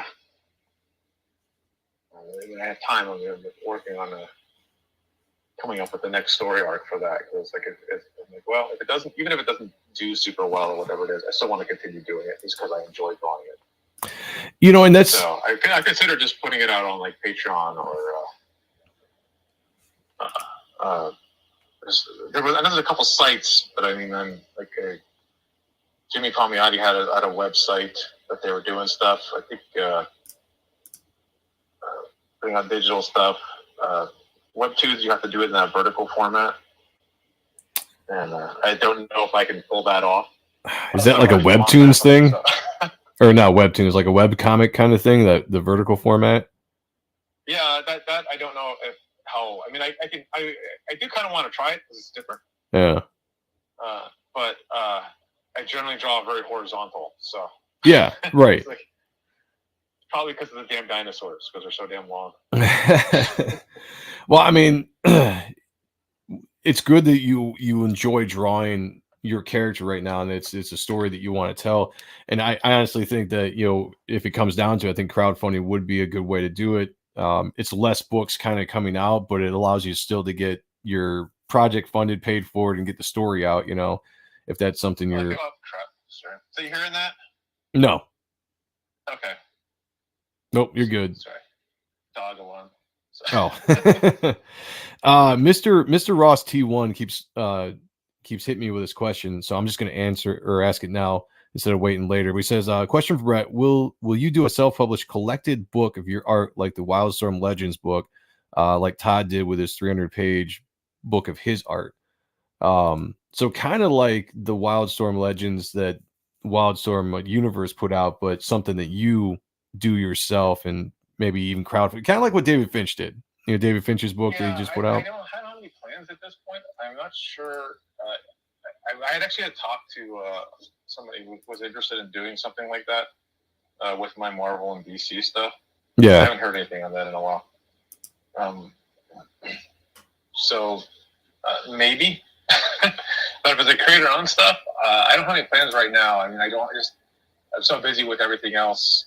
Adding one more thing is, I don't afraid I'm going to tip over and just go crazy. Right. So that's what I was feeling like last month. I was getting worn out pretty bad because I was like, oh man, I want to work on my own stuff, but I haven't been able to do it. Yeah. It's driving me up the wall. That's one of the things kind of keeps me sane. It's like my wife is like, you can always tell how you're feeling if you're like working on anything like just for you. If you're not working on stuff just for you, there's a problem. Right. And it's like not even if I had it for a while, I would like work on like Sundays would be my day. Yeah. I'd work on like Gunslinger or whatever project I was working on, and then Sundays would be my day. And Saturdays I do commissions and Patreon pieces and stuff like that. But I haven't had time to do any commissions in like 4 or 5 months. Wow. So yeah. So taking on anything. I mean, at some point I'd like to do that if I can, because it's basically all stuff you've already drawn. So. Right. And you just kind of put it out. I think once we move, we'll have space to do things, and hopefully a slightly better internet connection. And yeah, maybe you can stream eventually one of these days. Yeah, hoping to move by the end of the year. So. Yeah. Well, yeah, I think that'll be all good in the future. I mean, I definitely think that Kayla's in our chat here, my co-host on Tuesday nights, saying Brett should 100% crowdfund. He would make so much money. I definitely think if you look at the way that crowdfunding is done today, you know, especially within the Comicsgate community, as you know, we have a giant following here in Comicsgate on this channel. There's a lot of money flying around. Even me, a no-name artist who's just putting out his first book has had a very successful campaign, and I have no clout, no pull in the industry, whatsoever as far as fans go. I definitely think you hitting the circuit or whatever, and I think you would do good. I think you would do good on crowdfunding with a book. I mean, you're the kind of guy that a lot of people follow. I know every time we have a show about you on my channel, I mean, tons of people, come out of the woodworks because they're just, you're one of those guys, man. You're just one of those artists. I'm definitely considering it because once I move, it'll be definitely much easier. Yeah. Because I don't have a lot of space here, but it's definitely something that it's like I really want to do this book. Yeah. Or even my own little universe, because I have several projects and stuff I want to do. There's like the Parsec book. Oh yeah, absolutely. That'd be awesome. 2 issues of that drawn and written. I've got this other X-Men kind of characters kind of book that I have like 10 pages drawn. Oh, nice. That I'd love to draw. I've got a couple other little things here and there that are drawn. And I even thought about just putting out like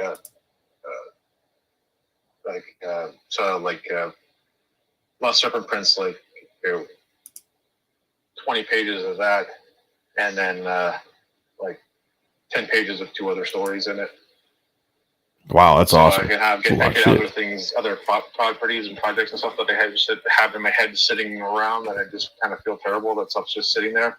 Yeah. And it's like I actually started like last week. I did a page for another project that I've been wanting to do for like 20 years. Well, to try to start getting it going. Yeah, like I've said this. I mean, you've got your own thing going on with a lot of offers in the industry and all that kind of stuff. But I think definitely the time is now, especially within the crowdfunding. It seems to be really taking off. I mean, there's people right now, not big name people that you would know, that are doing well enough to buy cars and houses and stuff just off of crowdfunding. It's just this whole thing of actually doing the whole circuit and whatnot. And you and I have talked about this off air, and we can continue to do it. But I definitely think you would find success. I'm just saying that. I think you would find success when you choose to do it. Yeah, well, it does drive me up the wall, because it's like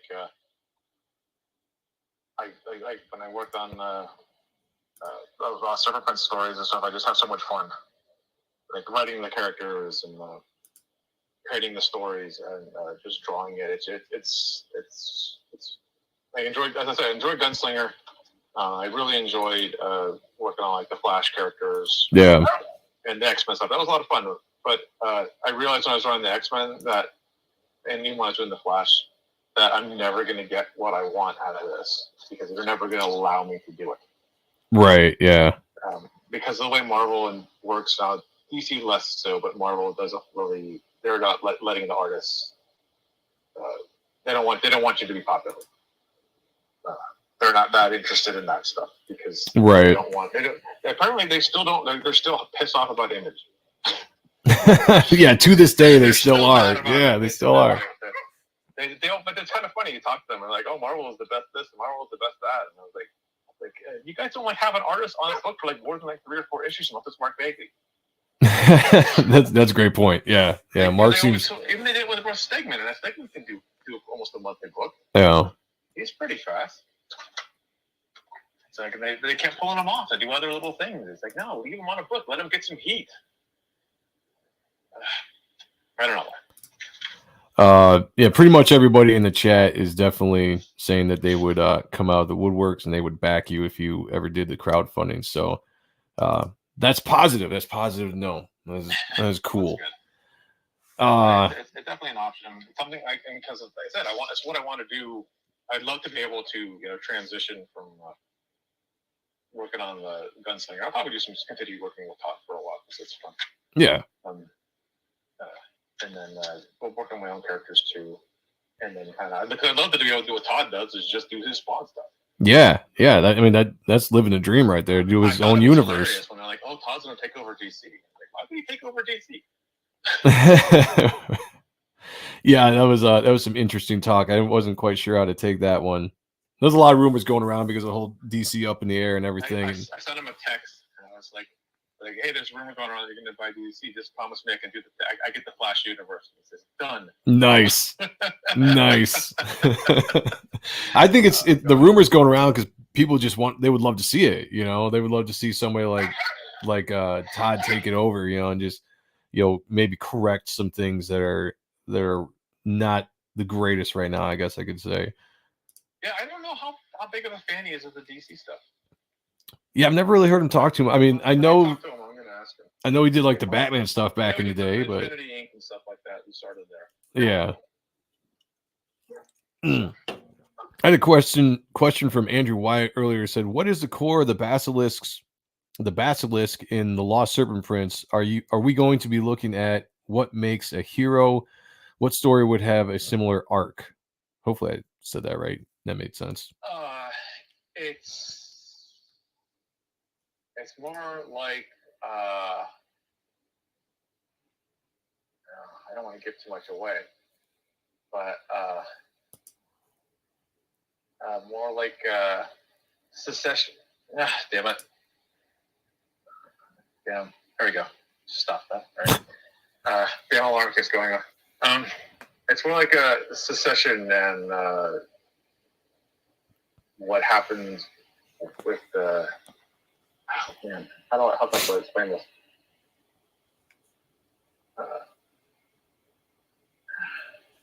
Trying to think of like a movie or something. Okay, it's more like the Belgariad You ever read those books? I haven't, but go ahead and. Yeah. It's about the throne of his homeworld. Okay. That's basically him basically trying to reclaim it. Gotcha. That's going to be like the gist of the story. Unfortunately, he can't get there for a while. So. Right. Yeah. Well, you know, I mean, I like more simple stories. Honestly, I mean, like the stuff that entertains me is one great art right off the bat. Like it's got to have great art. A simple story, and yeah. As you go through it, it gets more complicated. Exactly. That's just the way it is. You can have some stuff planned out initially, and it is. Don't do that, sweetheart. Don't do that. That's not where you're fit, Pico. You don't do that. Off you go, sweetheart. She's climbing on my table. This must be part of the interview. They're spoiled. We haven't had puppies in a while, so they're more like grandbabies. They're spoiled.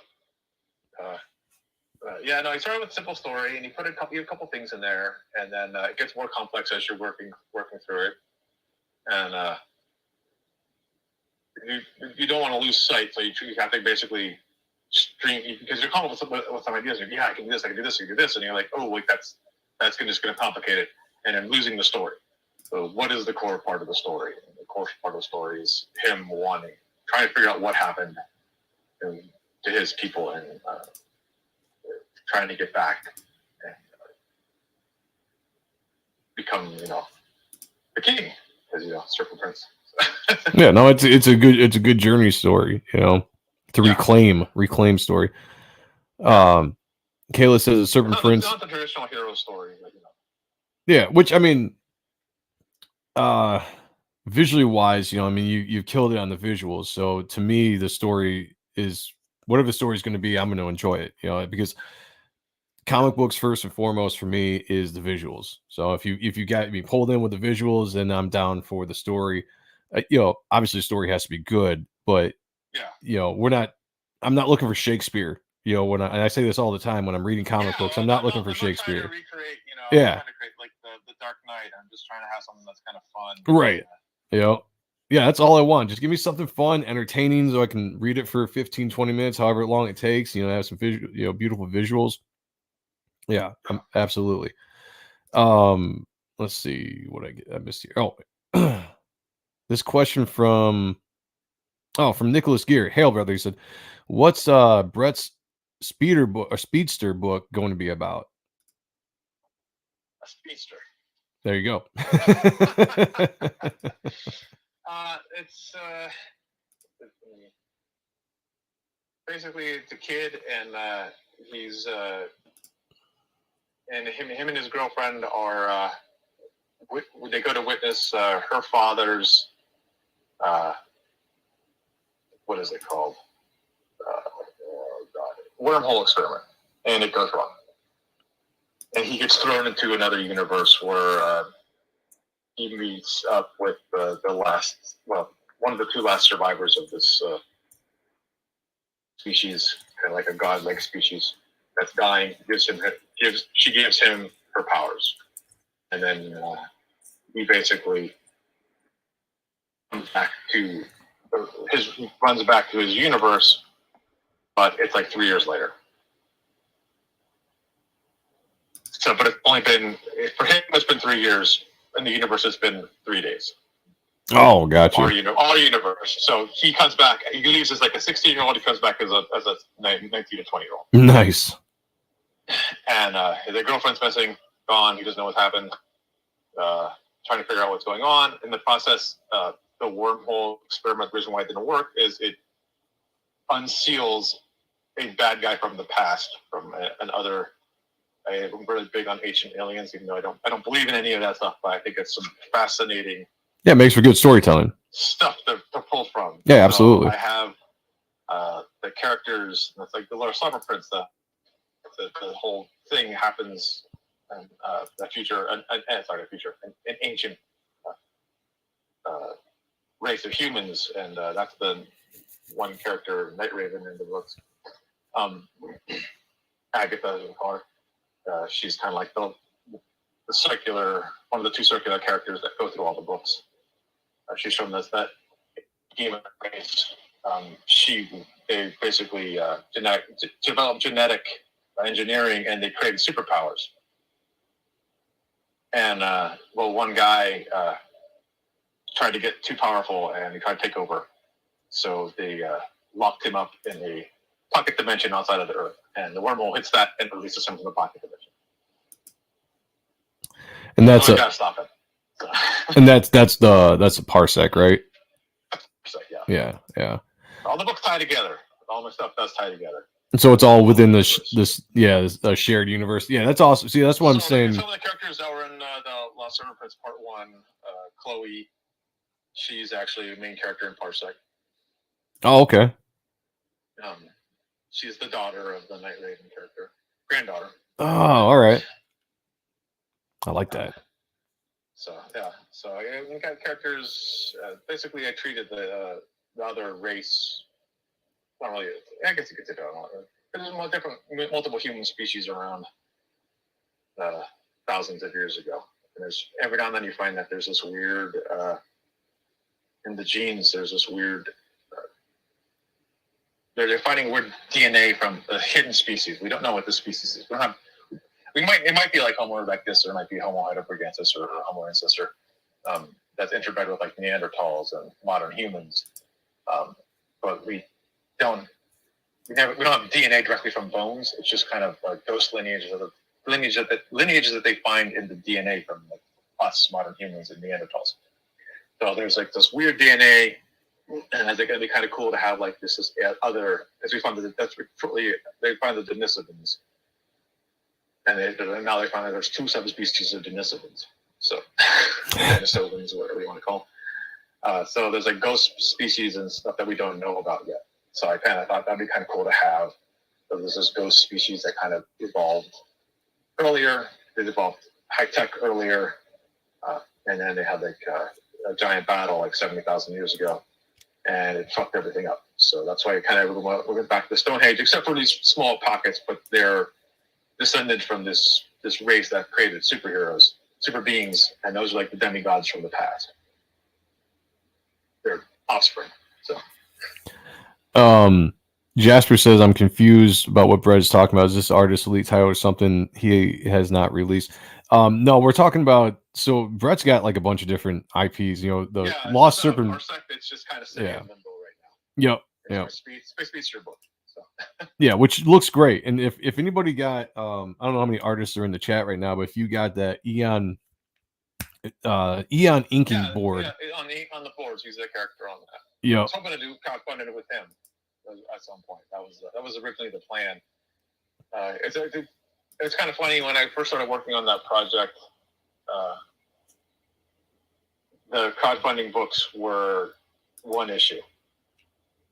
So it was like you crowdfund for one issue, you do that issue, you put that up, and you crowdfund for the next issue. Right, yeah. And as I was working on that, it switched to 48 pages. The 48-page format. So I was like, okay, crap. So I'll have to do 2 parts because I planned on doing 4 issues. Right. So I did 50 pages. So the 50 pages are drawn. So I was like, I can get away with 50 pages. Instead of the 48, that works. And so it's like I did that, and then I was working on that, and then I started working on the Lost Serpent Prince, and a bunch of people wanted to do Lost Serpent Prince. So I switched over to do that. So I got stuff just sitting around that's driving me up the wall. Right. The Parsec book is actually drawn, written. I got a few pages inked, but I also was inking that, but then he got sick. So Yeah. I heard that was. It seems like he's on the mend now. So yeah, that's good to hear that he's doing better. That is definitely good to hear. So yeah, it seems like that Parsec book is pretty darn close. I mean, if it just gets inked and everything, like, you could potentially crowdfund that and turn that around pretty quickly. Yeah, it's what drives me up the wall. Like I have all these stuff, but I keep getting asked to do this or keep getting asked to do that, and it's like, oh man, I need to get this stuff out. Yeah. Like once I move, what originally was I wasn't gonna move for like another 4 or 5 years. I was gonna start looking for properties to move to, and then like a year or two looking for properties, and then worried about building stuff and everything. And like literally like a week later, like this property kind of dropped in our laps.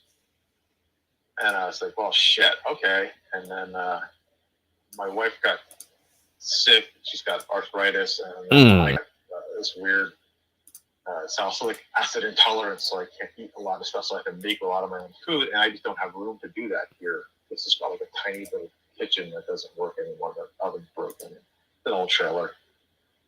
Now we're in now, so they decided, well, and then the Gunslinger thing came up, and like, oh man, well, I can make a decent amount of money doing that, and I can just funnel that into the other stuff, the new property, and then we can get moved over there and have it all basically almost all paid for. So, so I don't have to worry about that. So I can kind of focus. The problem is once I move over there, I'm still going to have to build stuff. And push things off. But I know you can't see this because you're on the phone, but Nicholas Gear sent me a picture on Twitter of Parsec, so I just brought it up for everybody to see here in the chat. So everyone, if you're looking at this, this is the Parsec character that Brett was just talking about. His speedster character, which you can see, looks badass. This is the I think this is the image they used for the cover of the Eon one. It's the Andrew Dahlhaus colored. Okay, so it's colored. Yeah, it's probably. Yeah.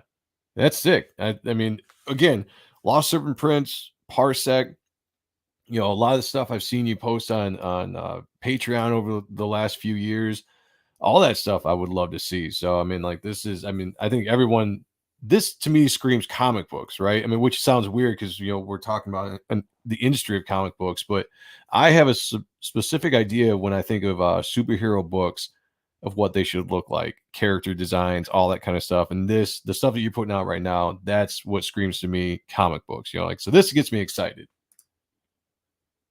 Yeah, I'm hoping to get this stuff.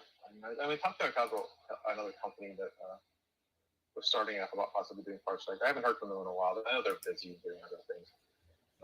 So maybe I can put it out through that. I just kind of wanted to try things, see what kind of takes off and see what doesn't work. Yeah. See what I can kind of retool, or just, you know, there might be certain projects that just work better, crowdfunding. Other projects, you know, image might work better for certain things. You never know. That's true. Yeah. Do your research, see which one works best. I know right now the chat is absolutely loving this Parsec image here. They're absolutely going crazy for it. Yeah, I mean that was a lot of fun to do. I had so much fun doing the creator own stuff. It's what I would love to be able to translate. That was my plan, was to work on the Gunslinger and maybe do one of the projects with Todd, and then transition into just doing the creator own stuff. That's my goal. Yeah. Well, hopefully that works out. Because... All right, we're not having this. You lay next to me. You're too close to me. Don't touch me. Yeah. Your dogs are always welcome in this interview. Every interview, they're more than welcome. They're like all underneath my table and stuff.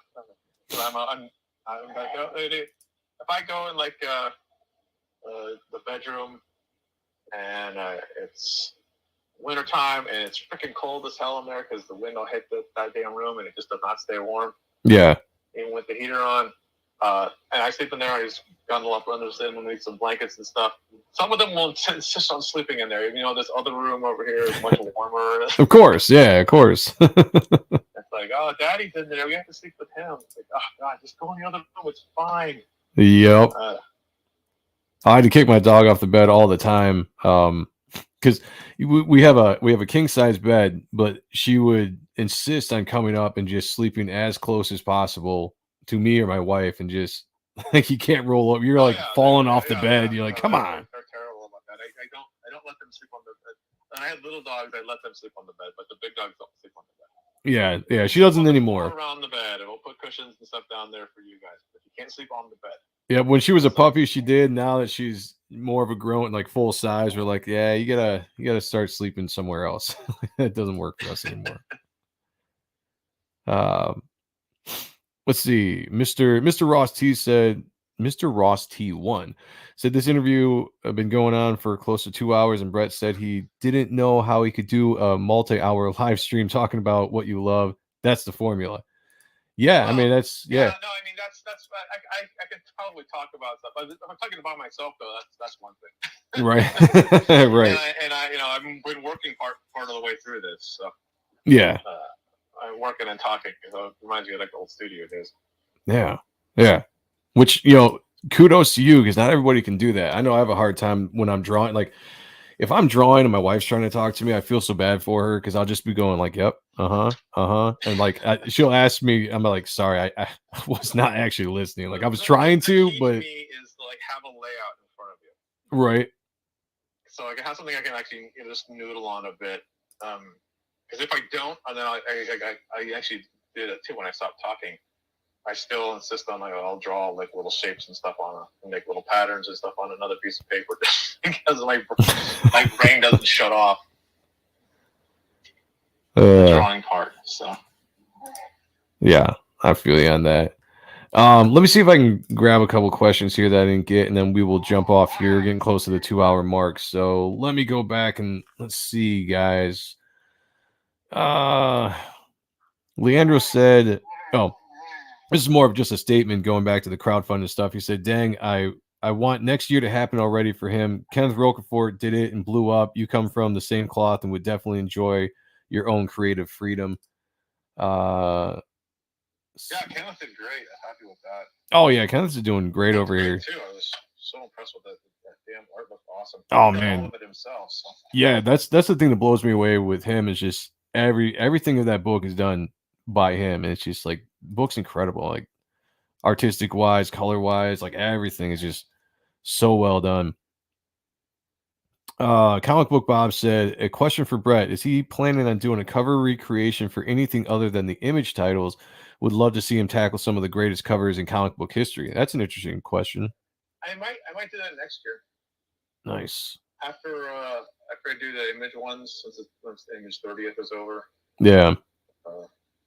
And then there are definitely some. It takes time to pull that I would really like to do. But they're like multiple covers, and like I was pissed that Todd did the damn Jim Lee one. I was going to do that. I probably will do another one. There's an X-Men 275 that I might do. Yeah, I say just do it. Yeah. I thought about doing that. That would be kind of fun. It's always some of those are just like. Someone wanted me to do the Wetworks one. Maybe I'll finish off the 30th anniversary on the Wetworks if I have time. Yeah, that would be cool. The 3-border and those damn guns take forever. Oh yeah, the detail that Willis did in those guns. The yeah. shiny people is fine. That's nice and fast. I can do that really fast. It's those damn guns. I have to reference all of it. And, yeah. Yeah, that'd be sick. Yeah, I was gonna ask you how many more of the 30th anniversary ones you were planning on doing, because you've done a shit ton of them already. Like, what actually? I'm trying to do like 2 a month now. Wow. It's mostly with Wildstorm now. For a while I was doing 4. Okay, we're not doing that. No mouth wrestling now. They're bored. Okay, leave Lolly alone. Don't eat your sister's ear. Come on, guys. Break it up. I'll do this at 3 o'clock in the morning. Oh, nice. Because it's nice outside here. It's like, we can go run outside and play. Right, exactly, yeah. And when it's a full moon, they're up. It's like, oh god, no, no full moons. I'm trying to sleep. But yeah, no, I'd like to try to do probably a few more. What is it? It's September, so I got to do 2 September, 2 October, 2 November, and then December I might just finish off on the Wilson one. That's 3. Nice pieces of the 4 that I got to draw. So, but yeah, there's definitely covers. Because I figured I used to hate doing that. I really used to hate it. Yeah. But now I kind of like it. And it's something I can just easily do. Okay, what I need to do, I need a cover with multiple characters on it. Okay, what do I feel like drawing? I can do the X-Men. I love the X-Men. I can do the X-Men. Oh, I got you, yeah. So, do the X-Men stuff. I could do Teen Titans, but George Perez is so complicated. Well, I think that's, he's a master. I think that's what's cool and when all the characters, and I could pull a little bit from him. I was like, okay, well, what should I do here? Off the George Perez list. So yeah, R.I.P. for sure. But yeah, I think it's cool that you do that. One, it obviously keeps you sharp. I mean, you're constantly drawing, which is one of the things we talked about on Tuesday. Why you just constantly go up. You keep you haven't peaked yet. You keep on ascending. It's like you're one of the few guys I know because you post it all the time. That's just constantly drawing, and you can do nothing but get better when you were constantly working at your craft. So I mean, it's a good example for us all to try to follow. Part of it is I think you have to kind of want to get better. It's kind of funny. I was talking to Brian Cunningham when I was first coming on Nightwing, and he's like, "Do you want some constructive criticism?" Criticism, and I was like, "Sure." And he's like, "You can work on your faces." He's like, "You can get by on what you're doing right now. You can just get by on what you're doing. But if you could get a little, put a little more emotion in the faces." Now, part of that is when you have scripts, like Scott likes to write scripts that are Marvel style. Yeah. You don't know what the hell they're saying. So it does make it difficult. Gotcha. Yeah. But I was like, okay, so I decided, okay, well, let me work on that. See if I can get better on that. And then when I was working on The Flash, it was like, I don't want to piss off the writers or anything, but there's a lot of not Flash stuff going on. Yeah. For multiple issues of nothing going on. And so I decided to try to make it more exciting by changing the panel structure. And a lot of either the editors either loved it or hated it. Brian loved it, and Paul Kaminsky loved it. But I don't think some of the other guys, like the Titans got editor, and I don't think he was a big fan. He's like, they're having problems lettering it, and I was like, "Well, here, just do it here. This is where this goes. This is where that goes." And I was like, but it did make me conscious of make sure, because Dan Abnett likes to write a lot of dialogue, and that was the problem on Titans, is there's like so much dialogue. I try to fit it in with what I like to do, and then just kind of so I actually balloon it out when I'm drawing the pages, so I make sure everybody oh no, I can't put that character there because he's got to talk next, so I got to make sure that I have what's his name, Aqualad over here. They decided to make him the tank in the book, so they wanted him thicker, so I made him a little thicker. So it reminded me a little bit of grunge, just a little bit. Steve Lukowski? We'll go with Lukowski. Question for Brett. What is one book he would jump at the chance to draw if asked after the contract is over? I'm assuming he's talking about with Gunslinger. Don't have a contract with Todd. Nice. As opposed to, it's just kind of winging it. But if I could do like an older X Factor book, like 80s cast, 90s cast. Yeah. That'd be cool to do. Comics Perks mentioned this thing years ago, or just let me like have go through the Marvel universe or the DC universe, give me like 12 issues, like a Hush style. Yeah. And just kind of pick things that I wanted to do. That would be awesome. I'd actually really like to do that, because I'd love to do some more X-Men stuff. I'd love to do Alpha Flight. Yeah. Huge Alpha Flight thing. I don't know if I want to do Iron Man. I don't know if I could do that costume for that.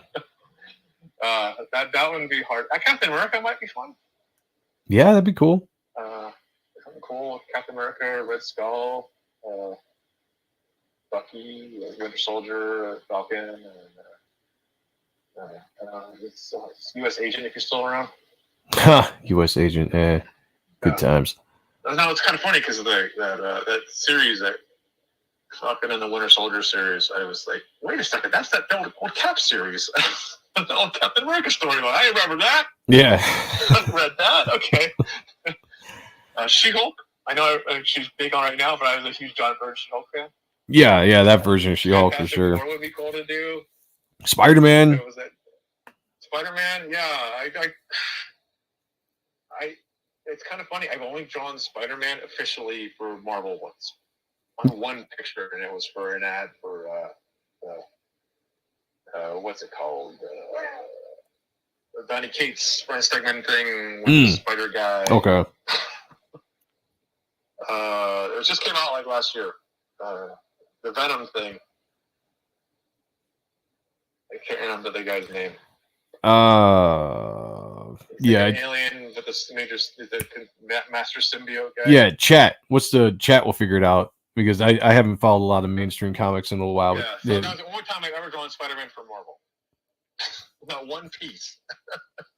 I was just gonna say, like, you know, you're the greatest Spider-Man artist to never draw an issue of Spider-Man. You know, like the only time we've been able to see it specifically is the crossover with Backlash. I contacted Marvel. They're like, well, whatever. Yeah. The guy didn't seem that interested. I turned in a pitch for a Spider-Man thing, and it was him and the Black Cat. I wanted to do a story, and this was 2 issues. That was it. And he was like, they were like, yeah, lukewarm, and then freaking they hung me to do X-Men stuff. I was like, okay, well, I'm doing X-Men stuff then. The chat is saying it's the King in Black and the character is Null. Yeah, it's the King in Black. Null, yeah. Yeah. Thank you guys, appreciate it. Eric the Guapo, hail brother. He said, I love Brett's work in Gunslinger. It fits the character perfectly. I hope Brett stays in Gunslinger and gets work from other Spawn titles as well. And he had asked earlier what you thought of the Gunslinger character and the run on it that you've been doing in general. It's fun.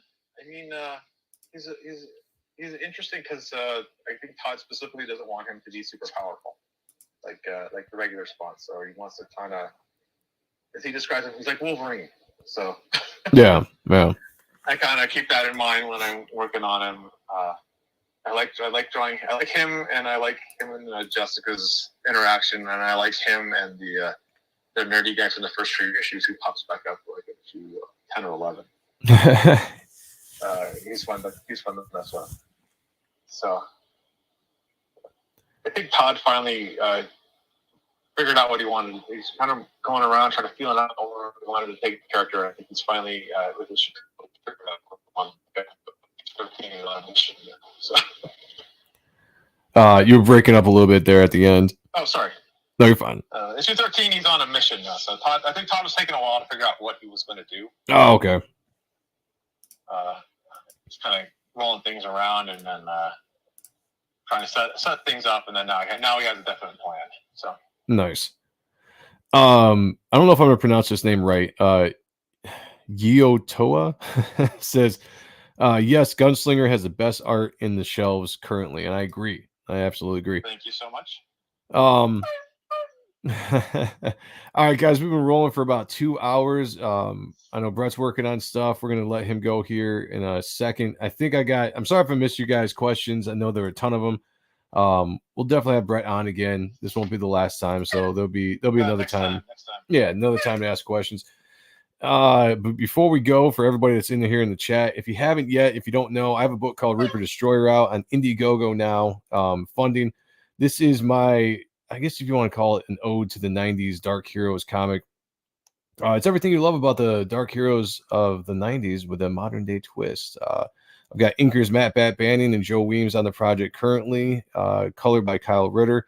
If you love Spawn, if you love the Darkness, if you love the Guyver, you're gonna love this book. So yeah, it was a big influence on me with this book as far as certain things. I'll just say that. I'm going to be doing a series, guys, coming up, a series of videos kind of diving more into this book story-wise and everything that people have been asking me questions. So be on the lookout for that. But yeah, if you guys haven't checked it out, please check it out. There's a link below. I would really appreciate it. And before we get out of here, man, I just want to say thank you for coming on. It's always a pleasure talking to you. It's always fun interview, just hanging out. Oh, thanks for having me. Appreciate it. Absolutely. Is there anything you would like to just plug or say before we get out of here? Or where can we find you too? Where can we follow you at? Prince, Part 2 comes out, I think, the end of the month. You can get it at your local stores. It's available through Lunar, so their store should be able to get it. And then Gunslinger, I have no idea which issue 12 is coming out. I kind of lost track. You're working on it so much. I think issue 12 comes out this month, and issue 13 comes out next month. Yeah, looking forward to that. Where can people follow you at if they want to see your artwork? I got a Patreon. You can file the link. It's in my bio on Twitter, which is at Demon Puppy on Twitter.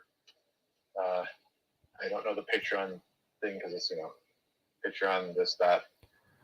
I'm not sure if it's Brett Booth or Demon Puppy. So. Yeah, Kayla is doing a great job dropping links. So. Yeah, Kayla's dropping links in the chat right now. There's Brett's Patreon right there, guys. If you here, I'll bring it up right here. If you're interested, please go check that out. Really cool site. Sub to that. And I'll go back when I edit. Well, I can edit this, but I'll go back and drop more links into the description of this chat for if you're watching this at a later time and it's not live. Nicholas Gear for $2. Thank you, brother. Appreciate it. These booth chats are awesome. Thanks, Joe. You're welcome, man. Well, thank you for tuning in. I appreciate everybody coming here, hanging out with us for 2 hours. Just good fun comic book art and some paleo talk as well. So I know a lot of people dig that. Yeah, I get that dinosaur stuff in. Yeah. All right, stick around for a second, Brett. I'm gonna end the show. Guys, thank you so much. I will be back next Tuesday. I don't know what we're gonna be looking at for appreciating comic book art just yet, but tune in next Tuesday at 10 o'clock with me and Kayla going over some comic book art. It's gonna be awesome. Until then, everyone have a great weekend. I will see you guys all next time. Peace.